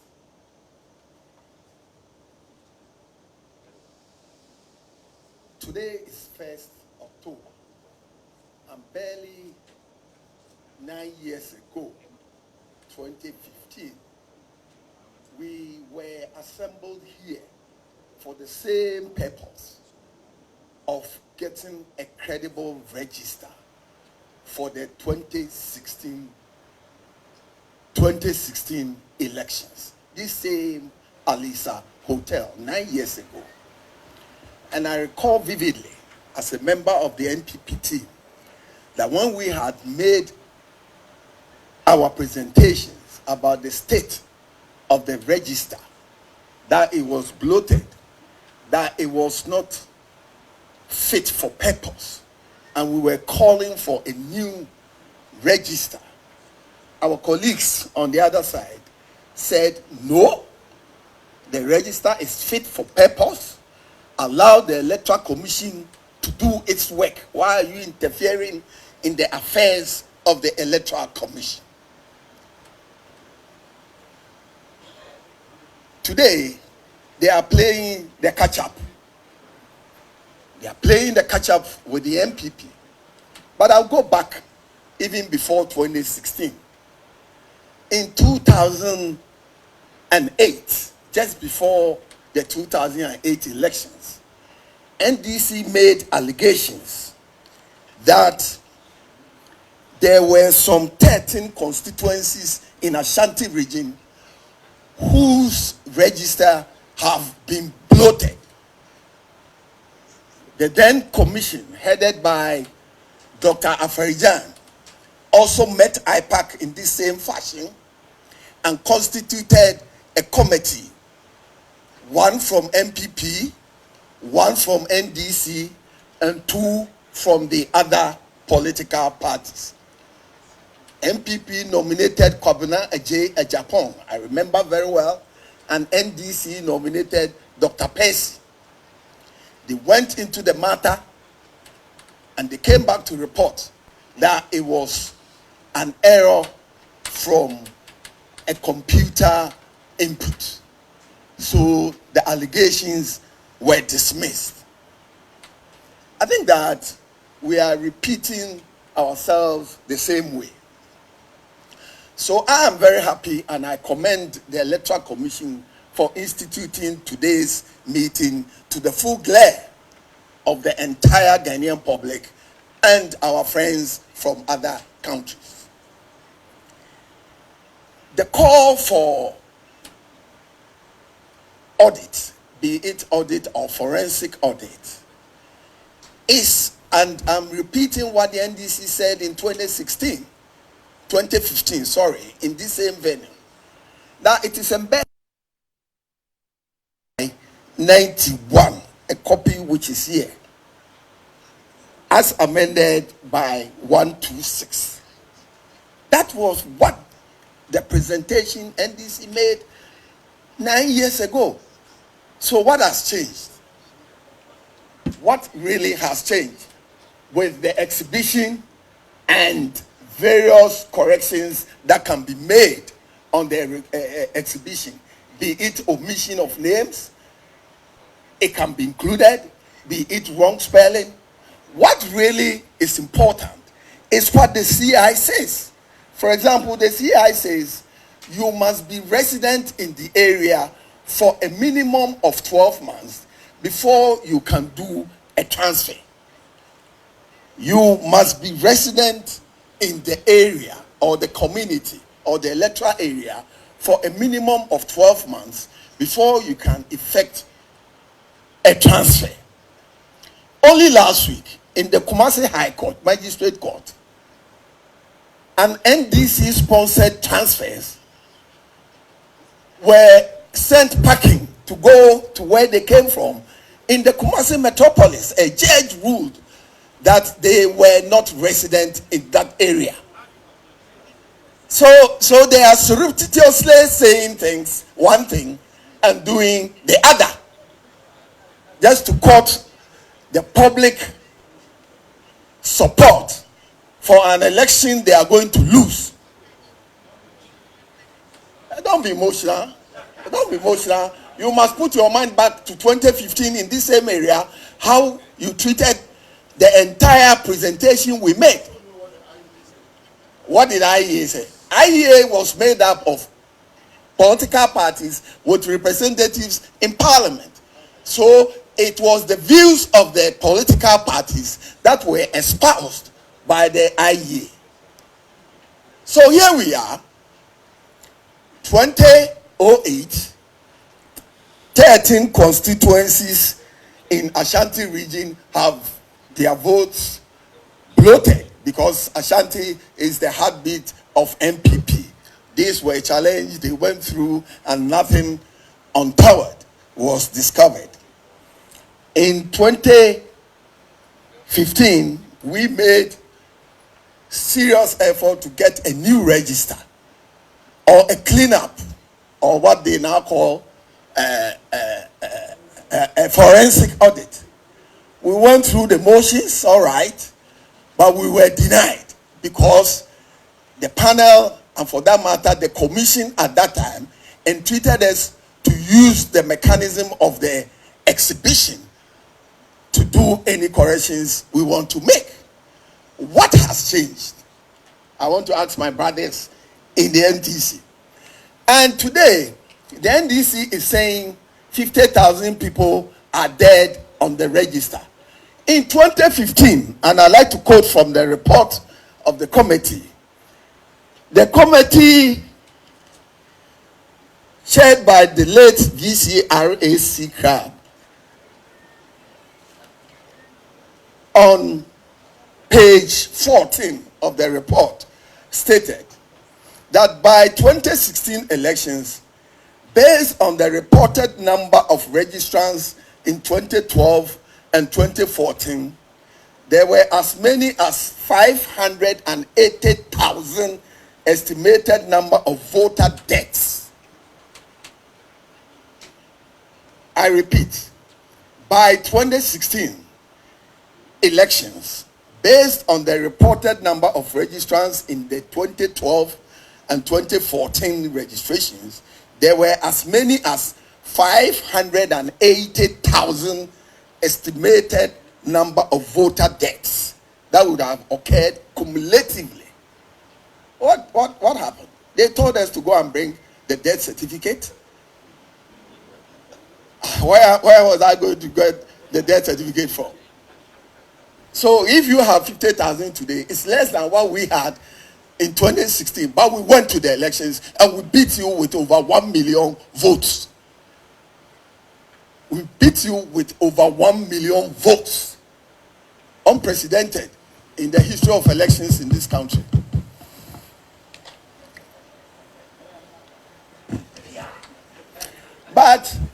But, Madam Chairperson, the committee at that time commended the New Patriotic Party must be commended for raising on the public platform the need for a credible voters register. This was in 2015, 9 years ago here. So you may be commended as well. You may be commended. We were commended at that time. So we commend you. But that's how far you can go, my friend.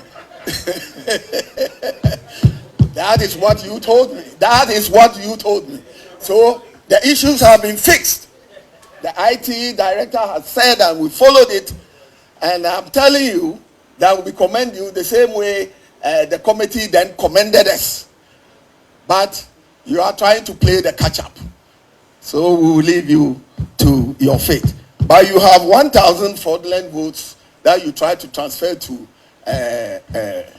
Menchia South, which you will have to go back and answer.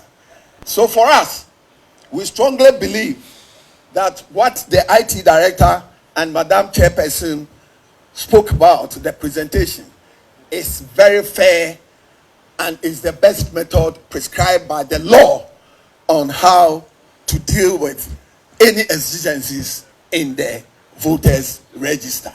I will leave it to my General Secretary to put a finishing touch to it.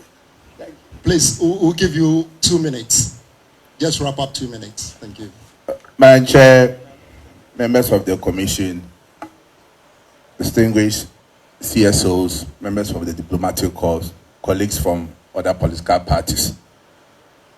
Just as my director of elections reiterated on this platform, as stakeholders in this year's elections, carrying from what APC presidential candidate said, it bestows on us, irrespective of our political device, to make sure that the peaceful country that we are enjoying remains same after December 7th. But not long ago, certain people were asked to hit the street to demonstrate against the Electoral Commission based on what they perceive to be discrepancies and an attempt to rig the election for the New Patriotic Party. Upon several calls from key stakeholders that if NDC indeed have legitimate concerns to raise, we even asked them to do a press conference, invite all of us, walk us through all the allegations that they are talking about. Today, as we speak, the NDC is yet to give those so-called allegations and discrepancies to the Electoral Commission. Let it be on record. And for me, I challenge them that all those allegations that they are making and how the Electoral Commission will be able to address the issue, they don't have any further allegations. If indeed they do have it, they should bring it forth for us to interrogate it and see whether the Electoral Commission has addressed it or not. It's not a question about having a leaking roof and mopping your floor. It's about the data, what you presented to the Electoral Commission. The whole people of Ghana want to see it. And that is the comment APC made.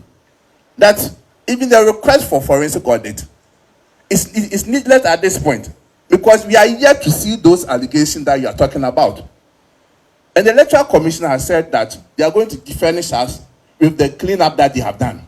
So, Madam Chair, we also want to know from you when we can have the revised exercise that you have done, so that we can also have another look. It is afterwards that if there is a need for us to convey again, then the issues that you are talking about, we can even think about or even consider. But at this point, we are asking you, NDC, challenge the presentation by the Electoral Commission and let all of us know. We are asking you, based on 1, 2, 3 names, we are talking about 200,000, I'm talking about 300,000. Exactly what I presented. No, I could go back to my slides and you see. And I gave you a list of, the title of my slide was The Current State of the Register as We Speak. So the figures you have there, like I told you, you have the total number of valid voters, those on the exceptions list, those on the multiples list.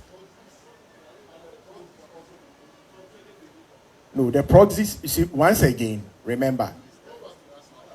Let me explain to you. Please, let me explain to you.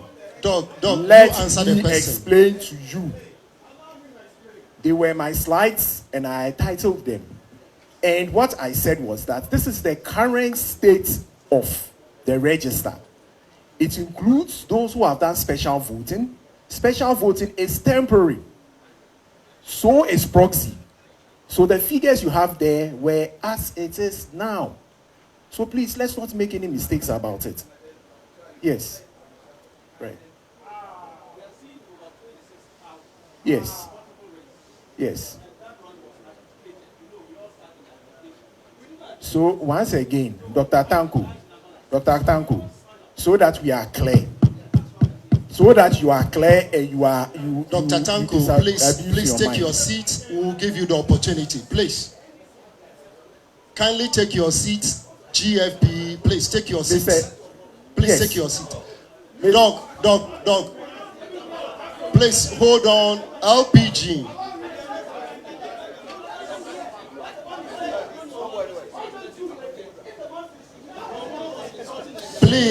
Please, I retracted it. I said the commission takes exception to that, and I retracted it, if you could remember. So please, GFP, please take your seat.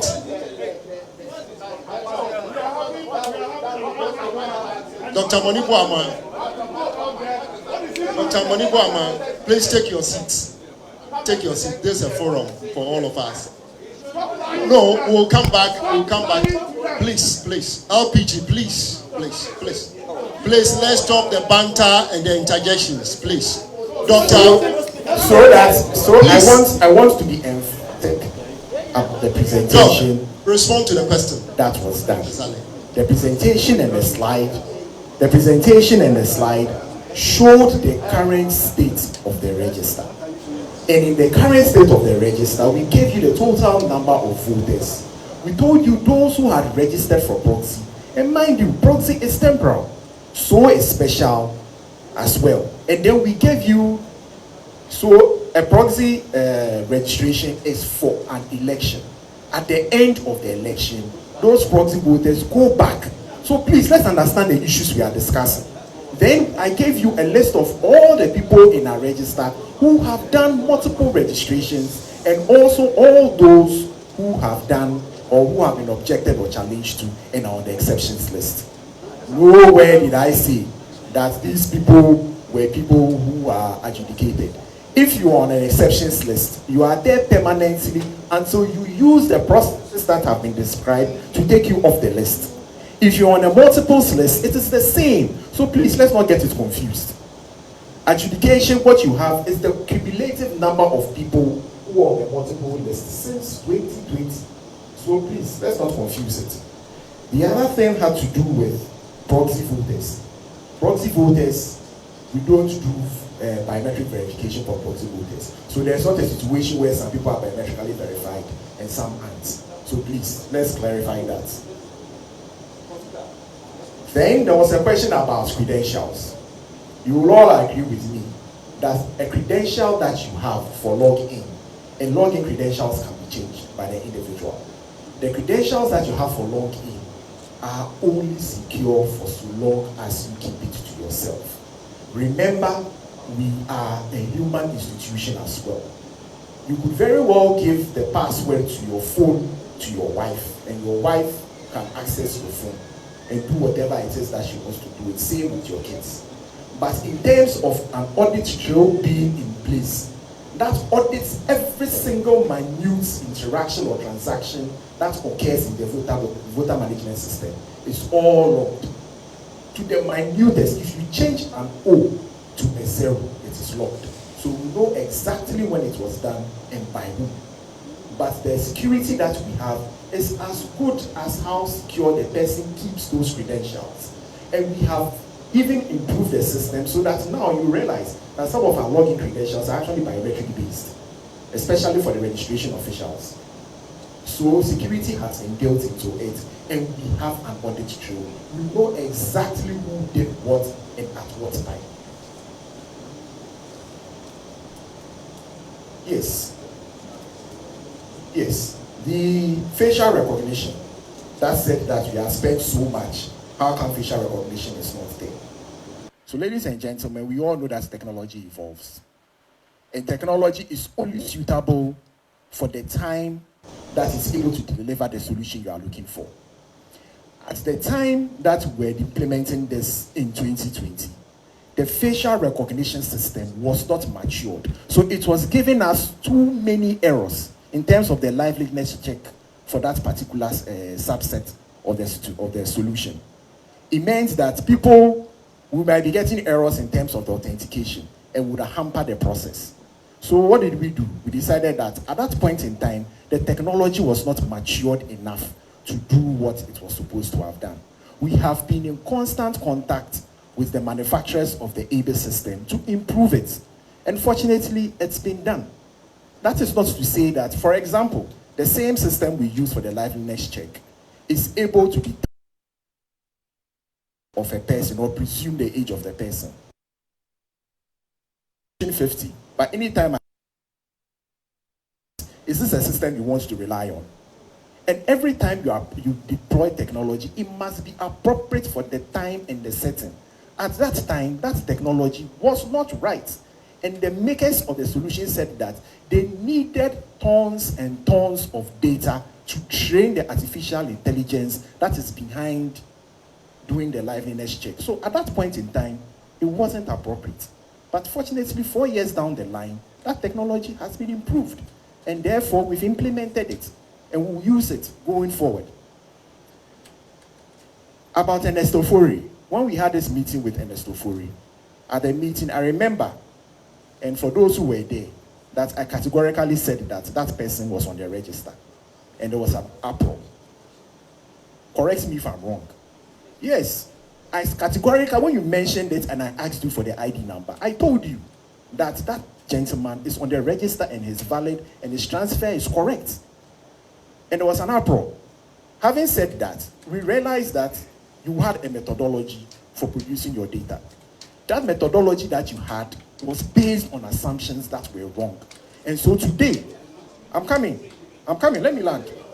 I'm coming. So today, even if you use your online system, there are people who, when you check their system, tells them that they are in some other place where they are not supposed to be.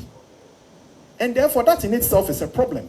Because now, the public is using a system that is based on a wrong data set. And we have examples of that.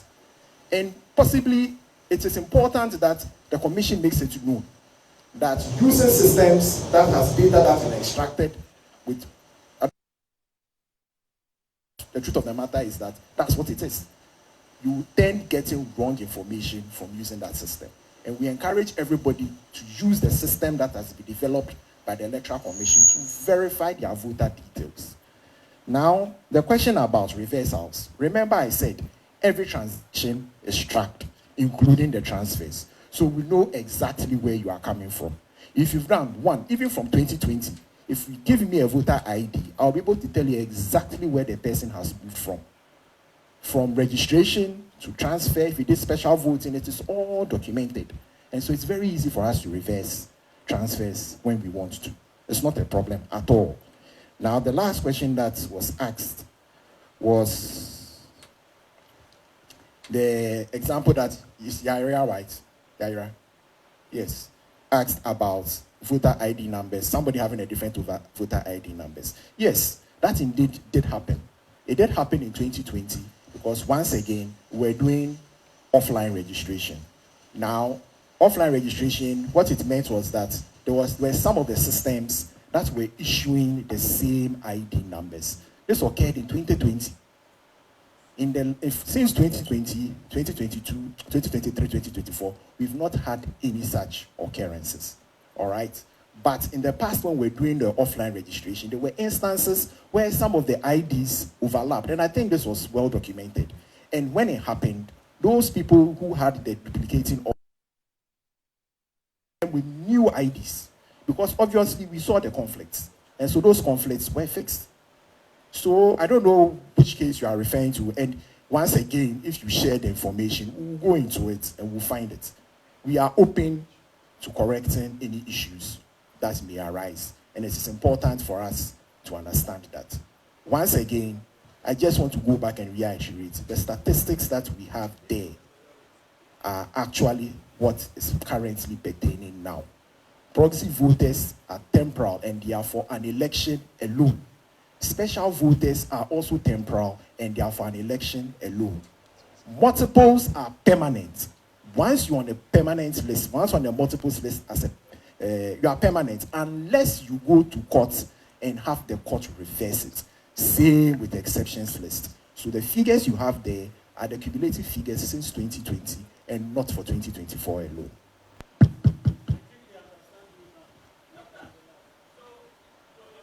Please. PNC, please take your seat. Please take your seat. We'll come back to that. Please take your seat. I think there was a question by you.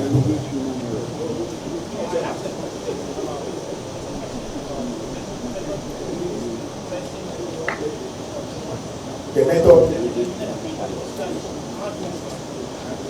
So anybody who we detected as having been illegally transferred, like I said, we have a record of where they came from, and therefore it's easy to reverse it. Okay. What Madam Chair mentioned is that, and what I also did was that, as this has happened, we are actually in a process of auditing all the transfers that have been done. And I even alluded to it, that we are using the physical paper records and comparing it with the data that we have. We know all those who did transfers by fingerprints, and we know all those who did transfers by facial recognition. And we are trying to find the people who may have spoofed the system and bring them all out.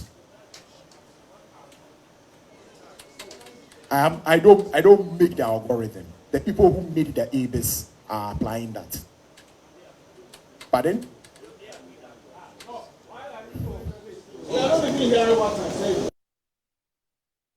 The most important thing is that there are steps to identify if any spoofing has been done.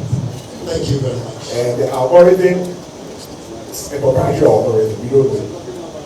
The manual voters, the question from whom was, where will the manual voter list be? The missing voter list will be. Once again, missing voters are already explained to you. Are people who rightly did a registration, but either they have a problem with their biometrics being corrupted, or their data never made it to a data center. Now, for those whose IDs are corrupt, we know them because we know what corrupt IDs are. And so we are trying to get them to come in and do manipulation. For those who are reported as missing, we are getting these reports from the vigilance of the district officers who are on the ground. And they are using a number of things to find out. Remember that at the end of every registration day, there's an end of day report. That end of day report consists of all the people who have been registered. So the districts, they know who have registered. And they are comparing it with what is in the register and what is in the district viewer. So if they know that this person was registered and you can't find them, immediately they flag them as being missing. And indeed, if we check and the person is lost in our database, it means that the person is missing. The other thing we do is that then we go looking for their Form 1A and their Form 1C. Remember that it is only after the end of your registration that you get your Form 1C. And that is evidence that the registration actually took place. And then there's the Form 1A. So we are going to be compile the list of all the missing voters. And like Madam Chair said, we want to ensure that nobody is disenfranchised. So the Form 1C and the Form 1A will be made available at the various polling stations. If the person does show up to vote and his name is not on the list, and find out if it's on. If it's there, we will look at his Form 1A, Form 1C, compared with what is on his voter card. And if he passes one loose check, he's allowed to vote. So that's the explanation for it. Thank you. Now we are going to take the last set of questions. I think we are getting time. Yes, I'll go to LPG and then I'll come to GCPP. Yes, LPG, GCPP. NPP. Wow, everybody. Okay, so we start with LPG. LPG.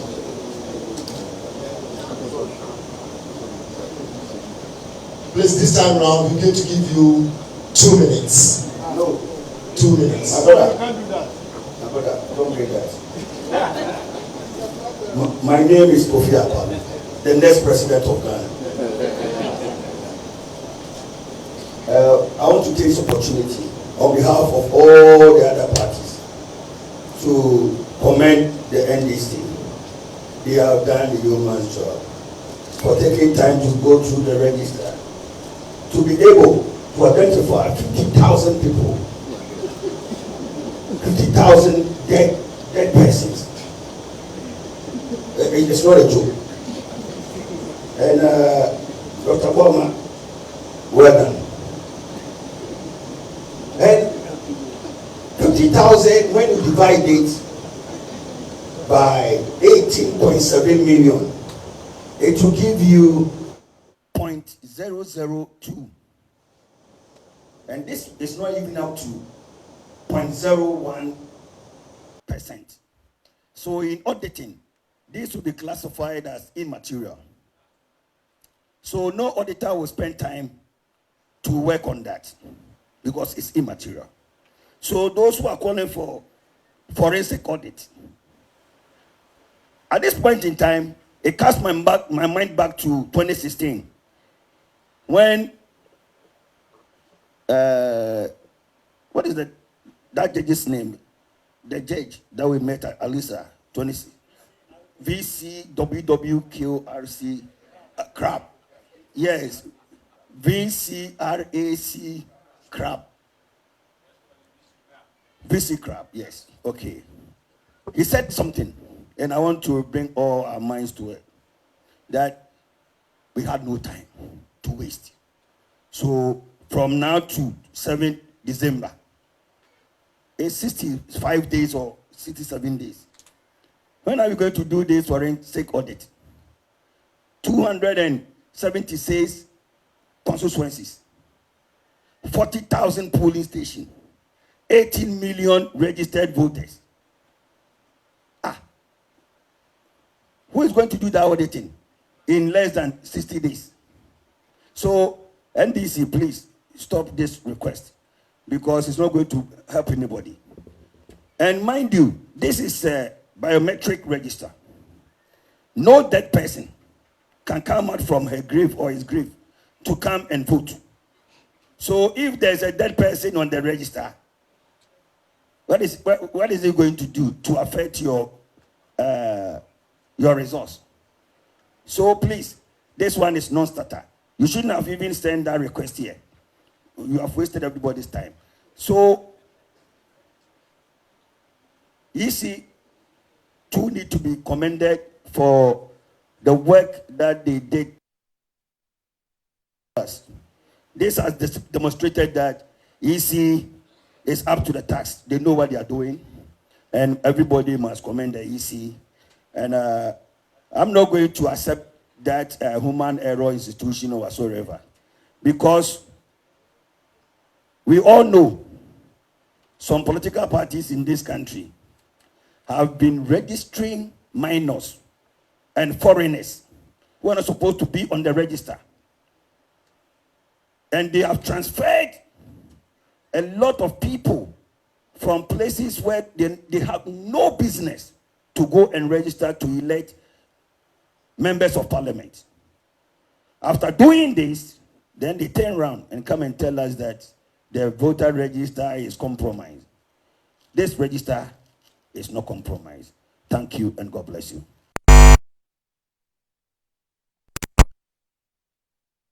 Thank you very much. On my list, I think I'll take it to PPP. PPP.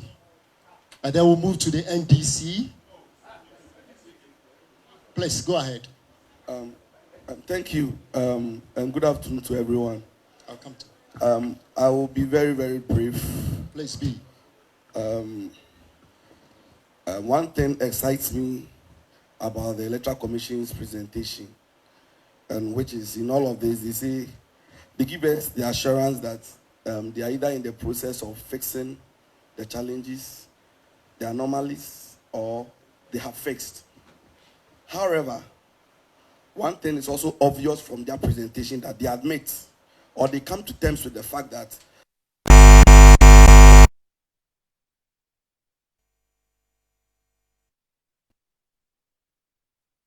in the provisional register,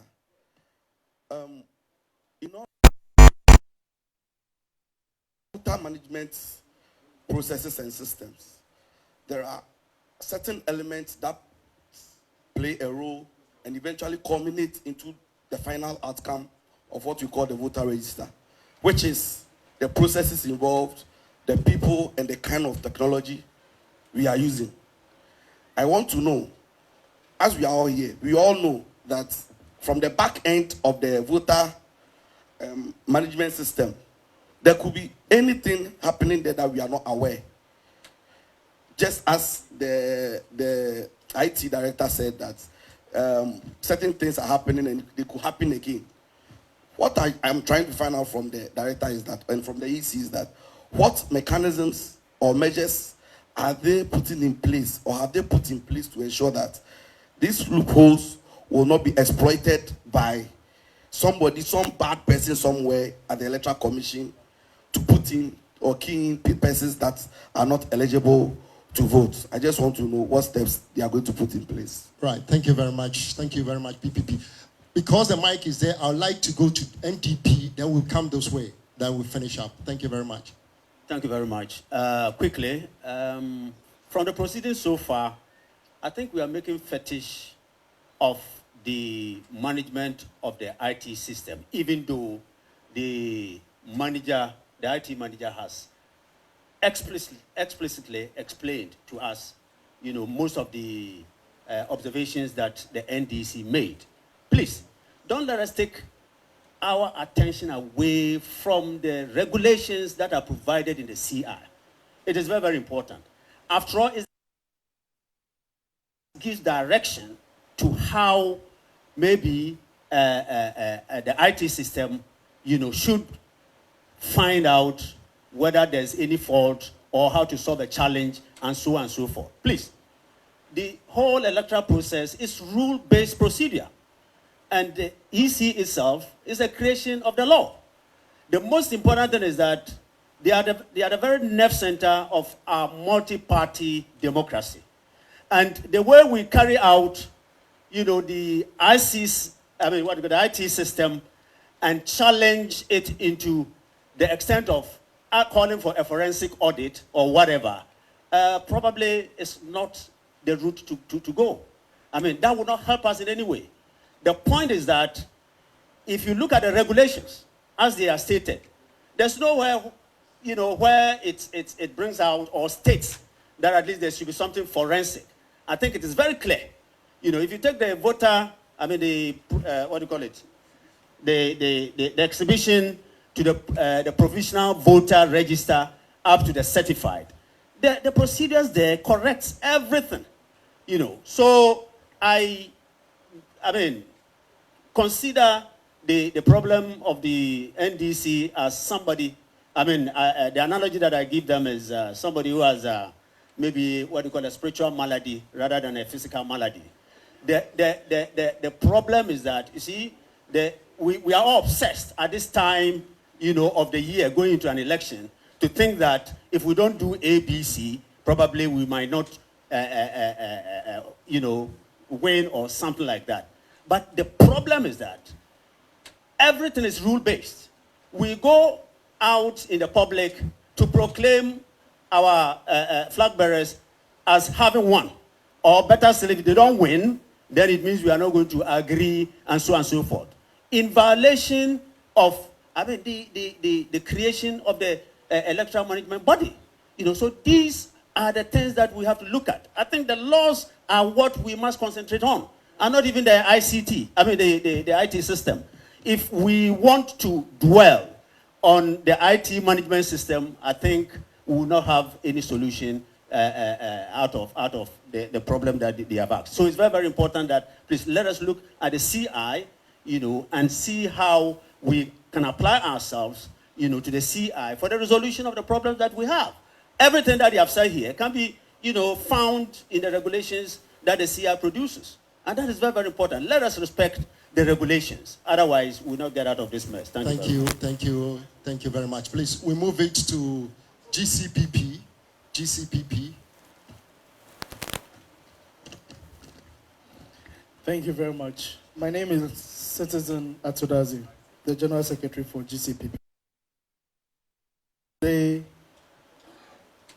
I will walk out of this room very proud as a Ghanaian because the electoral body has allowed itself for this open forum on this discussion. This cannot be found in even other developed countries. So I think it is important that we all become proud as Ghanaians seeing this day. I also want to say that our election processes has developed based on contributions by political parties. And we have made a key stride because the NDC did not relent and they pushed and pushed for this. So I also recommend the fact that their vigilance has also led us to another stride, which will become a history for all of us. In all this, I want us to remember that we are about 68 days to election. It is important that whatever that we do, we know that we are behind time already. Based on the calendar of the EC, we were supposed to receive the final register on the 5th of September. Today is the 1st of October, so we are already behind time. I would want to find out when will the certified register be ready for all of us. Number two, in all the deliberations that I've heard, we have referred to CI 91 and CI 127. That means that it's important we play by the rules of the game. And if we decide to go outside the rules of the game, that is where we would have all these issues that are happening. And I think during Madam's presentation, she made mention of another forum which could be on their website in terms of auditing.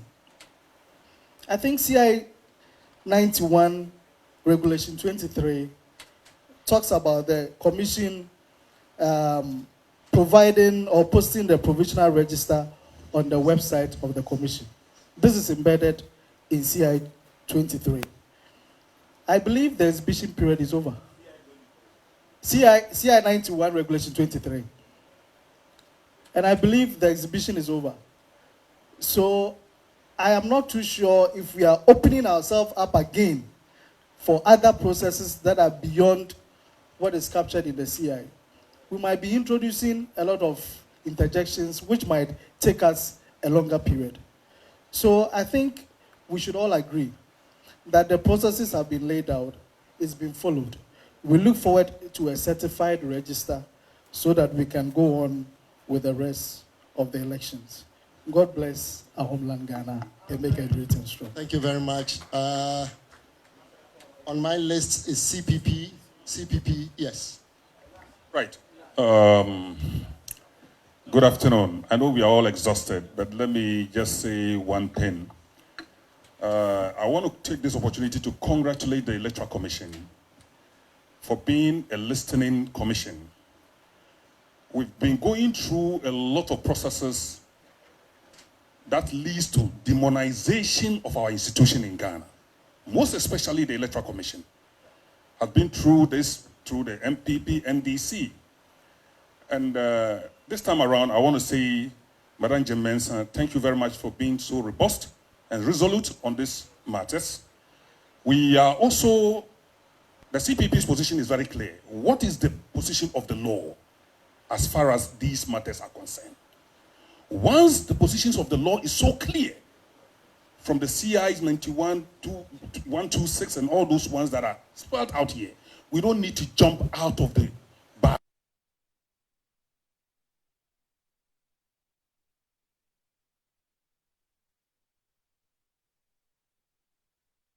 Like Ghana is leading towards to an end. And I think this must stop. We must stop this. And also, I would also like to say this to the NDC, that they should take out propaganda out of every argument that they raise.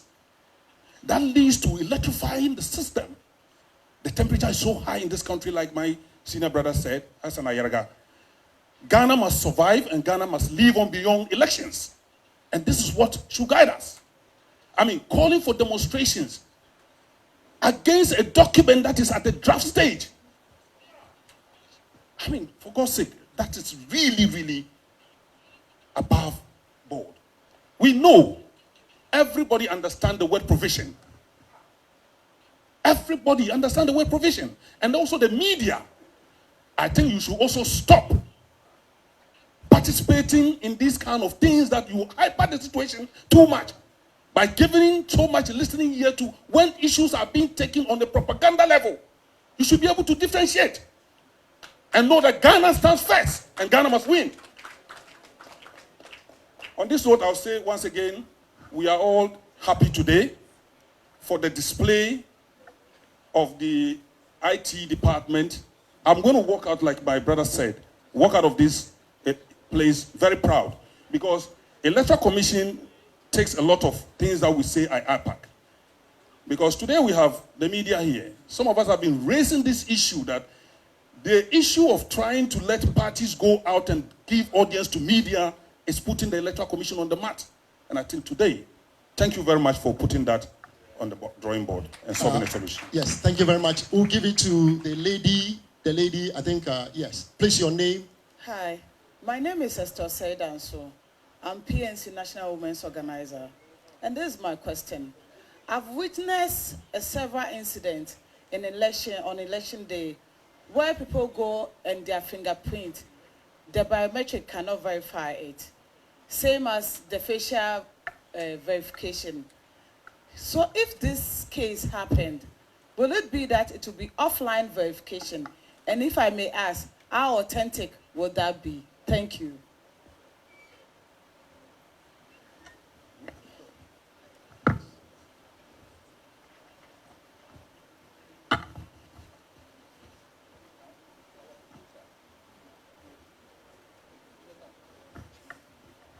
Please, Tanku, Dr. Tanku. Dr. Tanku, please, Dr. Tanku.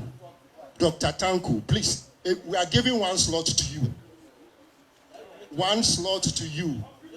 You raise your hand and then I wrote your name against it. Please, 2 minutes. Thank you. No, please, PNC has responded.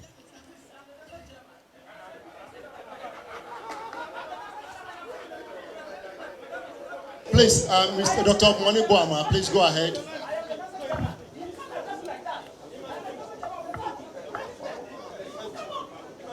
Please take your seats. Please take your seats.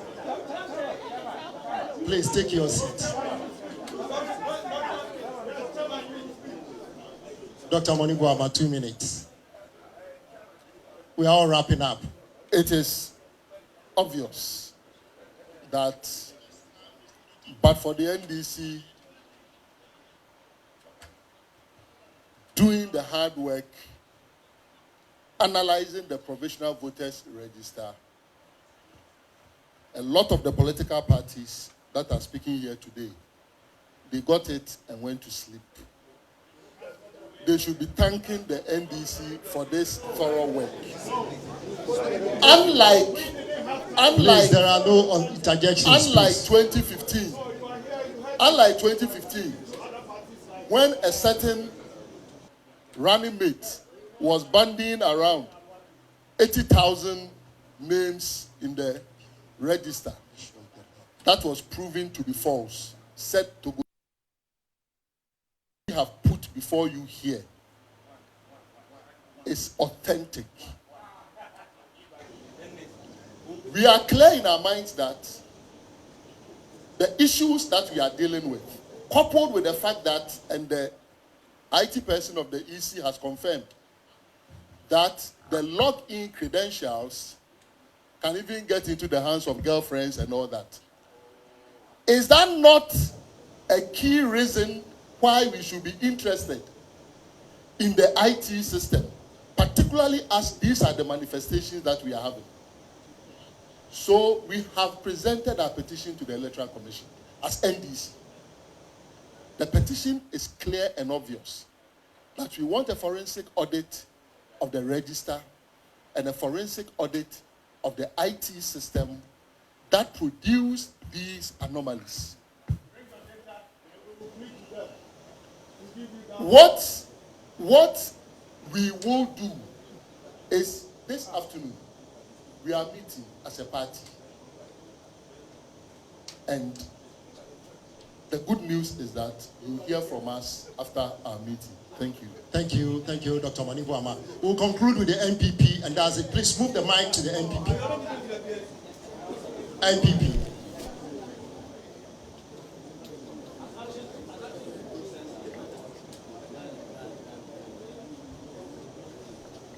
Hello. Good afternoon, Madam Chair, commissioners here assembled, our friends from the media, our colleagues. Just to put it on record, we received the provisional voters register. We did the needful. The New Patriotic Party has been very consistent that we printed them for our polling station executives for them to do audit. It is the reason why in Menchia South, the court has ruled that those names should be transferred back to their original polling stations. That's what we did. You've been commended already by Chairman McMahon, so that is fine. But the issue is, out of all the issues you raised, it was only one, Ernest Ofori.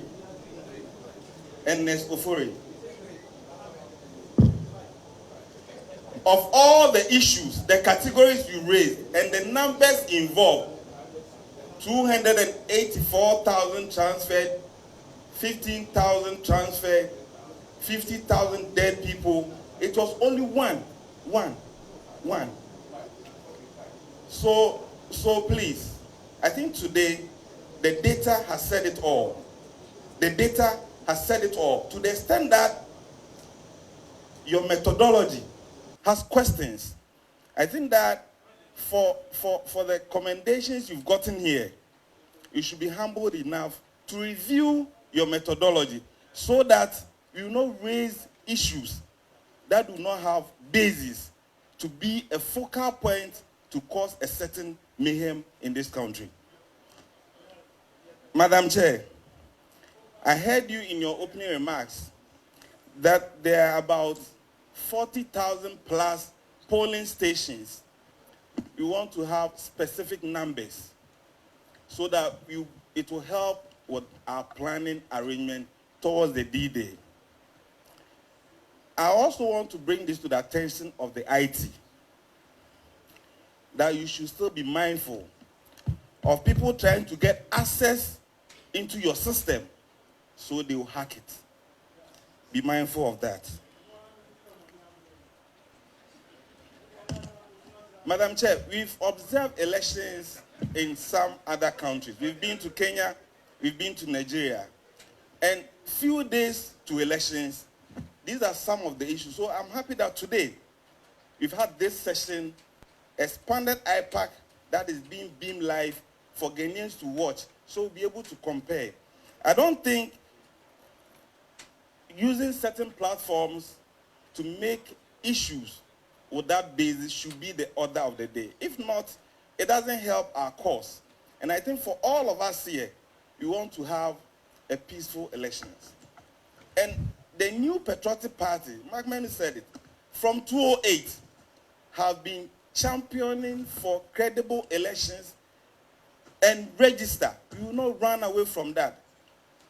But let it be put on record that as much as we support the call for credible register, doesn't mean that we will run away from the CI 126 as amended and 127. We will continue to go by it and will not be detracted by the NDC. Madam Chair, in 2020 elections,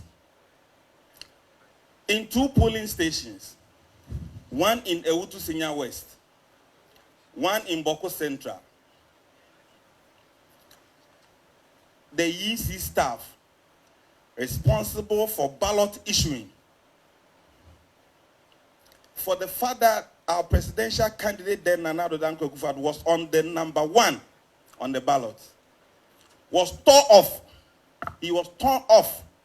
So the ballot papers that were issued did not have him on the ballot. Thankfully, you issue a statement questioning all officers that any ballot that do not have all the 12 candidates on it must be deemed to be invalid and rejected. We want it to be put on record. By God's grace, the New Patriotic Party's presidential candidate is number 1 on the ballot. We don't know what has happened to those people who committed such crime. We don't know. But the New Patriotic Party will not take it anymore. We want everybody serving Ghana at any level to be truthful to himself or herself. The New Patriotic Party will always support.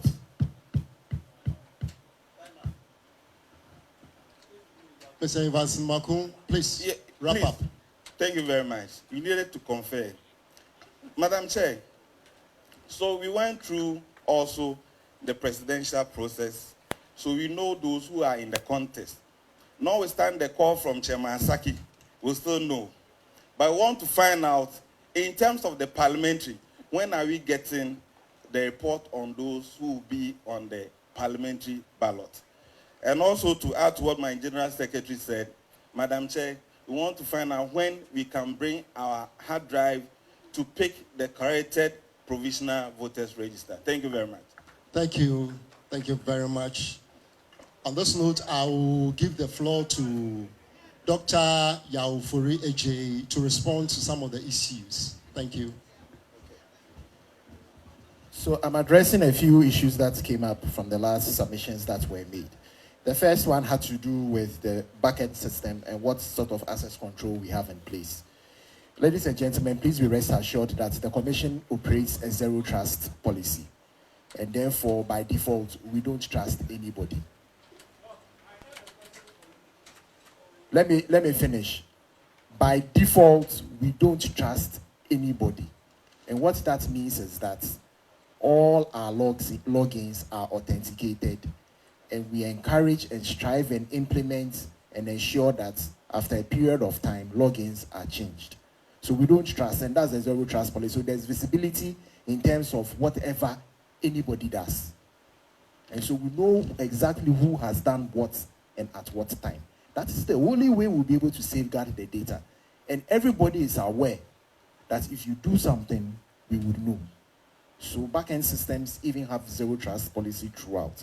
The question was asked about what happens if facial fails, if fingerprint fails and facial fails. So the sequence of events is this. First, you are verified by your biometrics. We all know that over a period of time, your biometric fingerprints degrade, especially for people who do hard labor, like farmers and laborers. So it's very possible that we will not be able to authenticate you biometrically using your fingerprint. Then we move to facial. If facial 2 does not work, then there's the manual verification process, which is well published and established and will be used. I'd like to take this opportunity once again to reassure everybody here that the systems that we have put in place have been deliberately designed to make it secure. So for instance, it's been said that biometric voter registration kits have gone missing or have been stolen. That in itself is not accurate. It is the laptop that is in the kit that has been taken away. It is important for us to realize that The laptop on its own can do nothing. It can't. Because, hang on. It's important that we do this because it speaks to the heart of the security systems that we have. Okay? There's a process that allows a machine to connect to the system. And for every registration exercise that we do, we undertake a deliberate process of enrolling which machine can connect to what, and even which machine can issue which set of ID numbers. So, even if a machine is taken away, remember that we've got these processes that we use to enroll the machines. And so somebody may take a machine, but that machine is as useless as it is. It can't connect to the system to do anything. So rest assured, the system is secured, and we are continuously improving the security that we have as technology evolves. And that would be my last comment.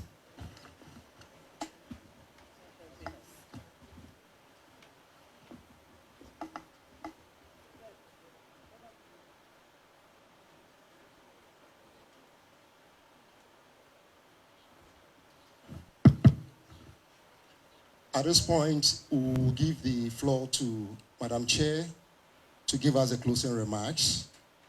And then we'll have Reverend Ikia Ufori-Boateng, Commissioner, Electoral Commission Ghana, to give us a closing prayer. Thank you very much. Madam Chair. Thank you very much to all of us for being here and for your useful considerations and your feedbacks. We will definitely take it home and reflect on it. And I believe that quite a number will be used to strengthen our processes. I thought I would like to end on the issue of trust, because Dr. Omani-Boamah in his statement indicated that they have trust issues with the commission. As a commission, we believe that trust is built on transparency, the sharing of information, our responsiveness, and providing the citizenry with facts and information and the evidence. And we believe as a commission, we have demonstrated that we've been transparent, we've been responsive, we have not hidden any information, we've been responsive in addressing the issues of the citizenry in a timely manner, and we've provided them with evidence and facts. You would attest administration through to the declaration. We've opened up all our processes to the citizenry. I believe that this is the only commission that has done that. If you look at the registration since 2020, we have provided the citizenry with daily infographics, daily information on the number of persons who have registered across the country, drilling down to male, female voters, and also to persons with disabilities. And so any interested citizen or political party should be, at the end of the day, be able to collate with near precision the number of persons who have registered throughout the country on any given day. In the conduct of our affairs, we may make mistakes, and we have made some errors which do not go to the heart and do not affect the credibility of the registration and, for that matter, the election. They are minor errors, and it's not to say that we gloss over it. But the good news is that we have been very responsive. We've come out very quickly, we've issued statements, we've made corrections, and we have moved on. We have not hidden the truth, or we have not remained quiet. We have addressed the issues and informed the public that yes, some errors have been made. Here are the corrections. And we have provided this in a timely and accurate manner. And so for us, this is the trust that we speak about. I'd like to also state that we do not have anything to hide. And if you would notice from our registration, whether it is the balloting we've opened up to the media, I do not believe this was the case prior to 2020. In the case of nominations, we've opened up nominations to the media, and every single political party has had its turn. And they have been given the opportunity to address the citizenry. And we've also provided the citizenry with the opportunity to observe the process. This is what we call trust. And today, we've opened up IPAC to the whole world, and we intend to do so going forward. I think there's nothing that we've hidden. And so this is the best we can do, and we hope that we can improve upon it. But you agree with me that our systems have a lot, they are built and they are robust. And the framers of, the Constitution and our CIs embed processes that engender trust. And so right from registration, 21 days before the start of a registration exercise, the political parties are provided, the EC provides the political parties with all the gazetted centers. This is to enable them to prepare their agents and have them observe the registration exercise. And so from day one, if it's for 21 days, party agents are given the free will to observe the registration exercise. The good news is that we embed a high level of transparency in the sense that party agents are provided with a start of day report indicating the number of persons who were registered the day of day report. Again, that has built transparency into the process, and that should engender trust. If parties have any issues with the register, they have the collation. If they notice that in their strongholds, the numbers have dwindled, or that numbers have gone higher in other places, they have the documentation, which is the start of day that the system generates and provides to them. And so the question is, any political party can today, with the start of day and the end of day reports, collate with near precision the number of persons who registered on any given day. And yes, some of them may have been challenged. The good news is that the district registration review committees have party reps on those committees, and therefore they have that information to be able to act and to use it. You come to exhibition, the law embeds transparent processes, robust processes that should engender trust. The register is displayed for the whole world. It's a come one, come all sort of thing. And everybody can go to the registration center and view it. And if you have an issue, you have every right to raise it and have it corrected. And that is the process that is in place, and it works. In addition to that, we have the magistrates, the district registration review officers appointed by the Chief Justice, who sit at every district and hear cases. Persons who are aggrieved, persons who have issues with the register are provided an opportunity to present these cases, and they are heard in a transparent manner, and rulings are given in writing. This, again, is a transparent and robust process that should engage to the balloting. We all know recently when we were balloting is open to the general public. The EC does not determine who is number one. Indeed, people have said, oh, do you determine? We said, no. You ballot. And even as to who takes the ballot that will determine the positioning is not done by the EC. There's a process that allows parties to pick, in the order of the party that will pick the ballot first. All these processes are transparent and they are covered by the media. I believe that this should engender trust. You come again to nominations, as I said. It was an open process. There was fairness. Committees were set up. And there are reports that have been provided based on the committee's work. The process is transparent. A few have taken us to court, and we will prove to the citizenry and the people of Ghana that the process is transparent, is fair. The EC has nothing to hide, and it has no intention to stop anybody's presidential ambitions. You then come to the printing of ballots. Ghana is one of the few countries in Africa that prints its ballots in-house.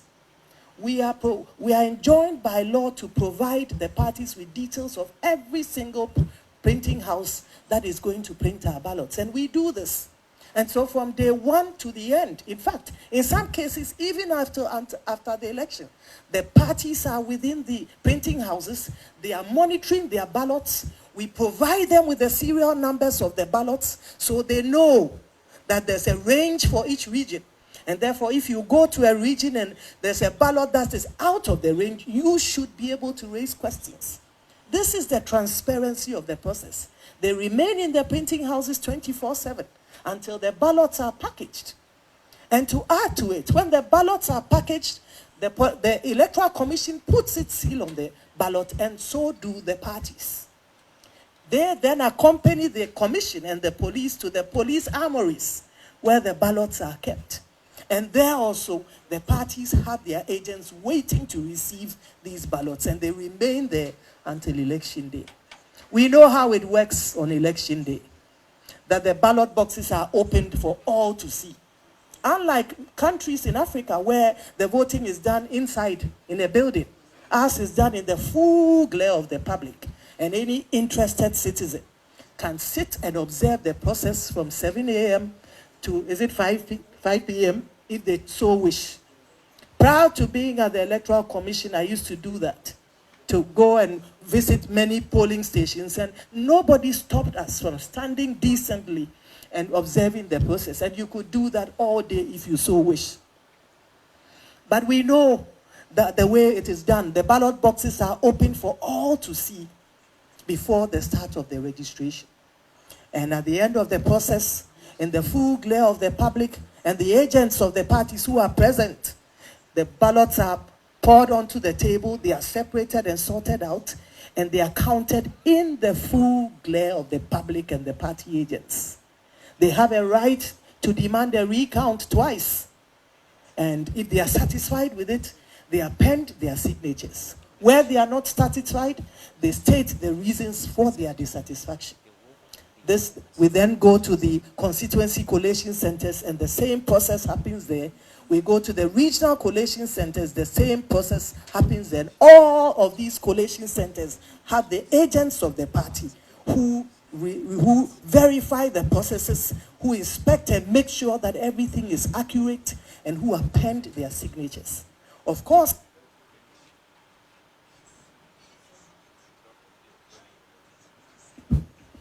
at the polling stations, we all know that when the party agents sign on to the pink sheets, a copy is posted at the polling station. And the beauty of this process is that every media house and every citizen has the right to take photographs of these polling station results, which are the basis of the results. The polling station results are not changed. What we see at the polling stations pasted on the wall forms the basis of the results that the chairperson announces. From the polling station, those results are sent to the constituency collation centers, and the party agents are there. They are satisfied, it is collated, and it is put on the summary sheet and the results collation sheet at the constituency. It is then moved to the regional collation centers. They also collate these things, they are satisfied, they put their signature. So no results emanate from the head office of the Electoral Commission. Everything comes from bottom up. And the good news is that the media are enabled as a result of technology to take pictures of the polling station results across the country. And what we saw in 2020 was about 8 media houses who had the results which were close to that of the Electoral Commission. This is the transparency of our process, and this is what should engender trust. I believe that as a commission, we have gone out of our way to address issues as and when they come, whether from political parties, whether from civil society, whether from stakeholders and the ordinary citizenry. We've addressed them at a forum that we instituted in 2020, the Let the Citizen Know Forum. We commission felt that it was in our interest to demystify the commission and to remove the cloaks of secrecy that had hitherto shrouded our operations. And so today, from A to Z, from registration to the declaration of results, all our processes are open to the public. And that is the beauty of our democracy. And that indeed should engender trust. I'd like to thank all of you for your time here this afternoon. I'd like to thank all of you for your time here this afternoon, and to thank our media partners who continue to work with us and work with us, and who allow us to bring our processes to the doorstep of the citizenry. We look forward to seeing you at the next IPAC meeting. And as mentioned, we would have the media cover all our processes from media IPAC meetings from now on. We should, within the next 2 weeks or so, or earlier, present you with the revised, provisional voters register as indicated, to allow you to review it and to inform us of any discrepancies that you may have. In addition to that, as that goes out, we would also, post, the register online to enable citizens have the opportunity to inform us of their discrepancies and to allow us to correct them. We thank you so much. May God bless our homeland Ghana and make our nation great and strong. I also like to thank our development partners and our CSOs. We couldn't have come this far without you. Your input, your feedback, regular input and feedback has been very useful to us. Well, it has helped to strengthen our processes and engender the trust that we seek to put in place. Thank you so much, and God bless you all.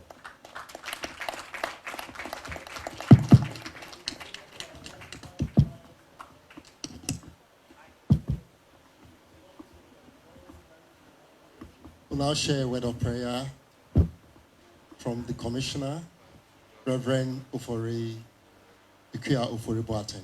Please, shall we be on our feet? Let's stand and pray, please. Let us pray. Heavenly Father, when our Lord Jesus Christ was about to depart, he prayed for all of us.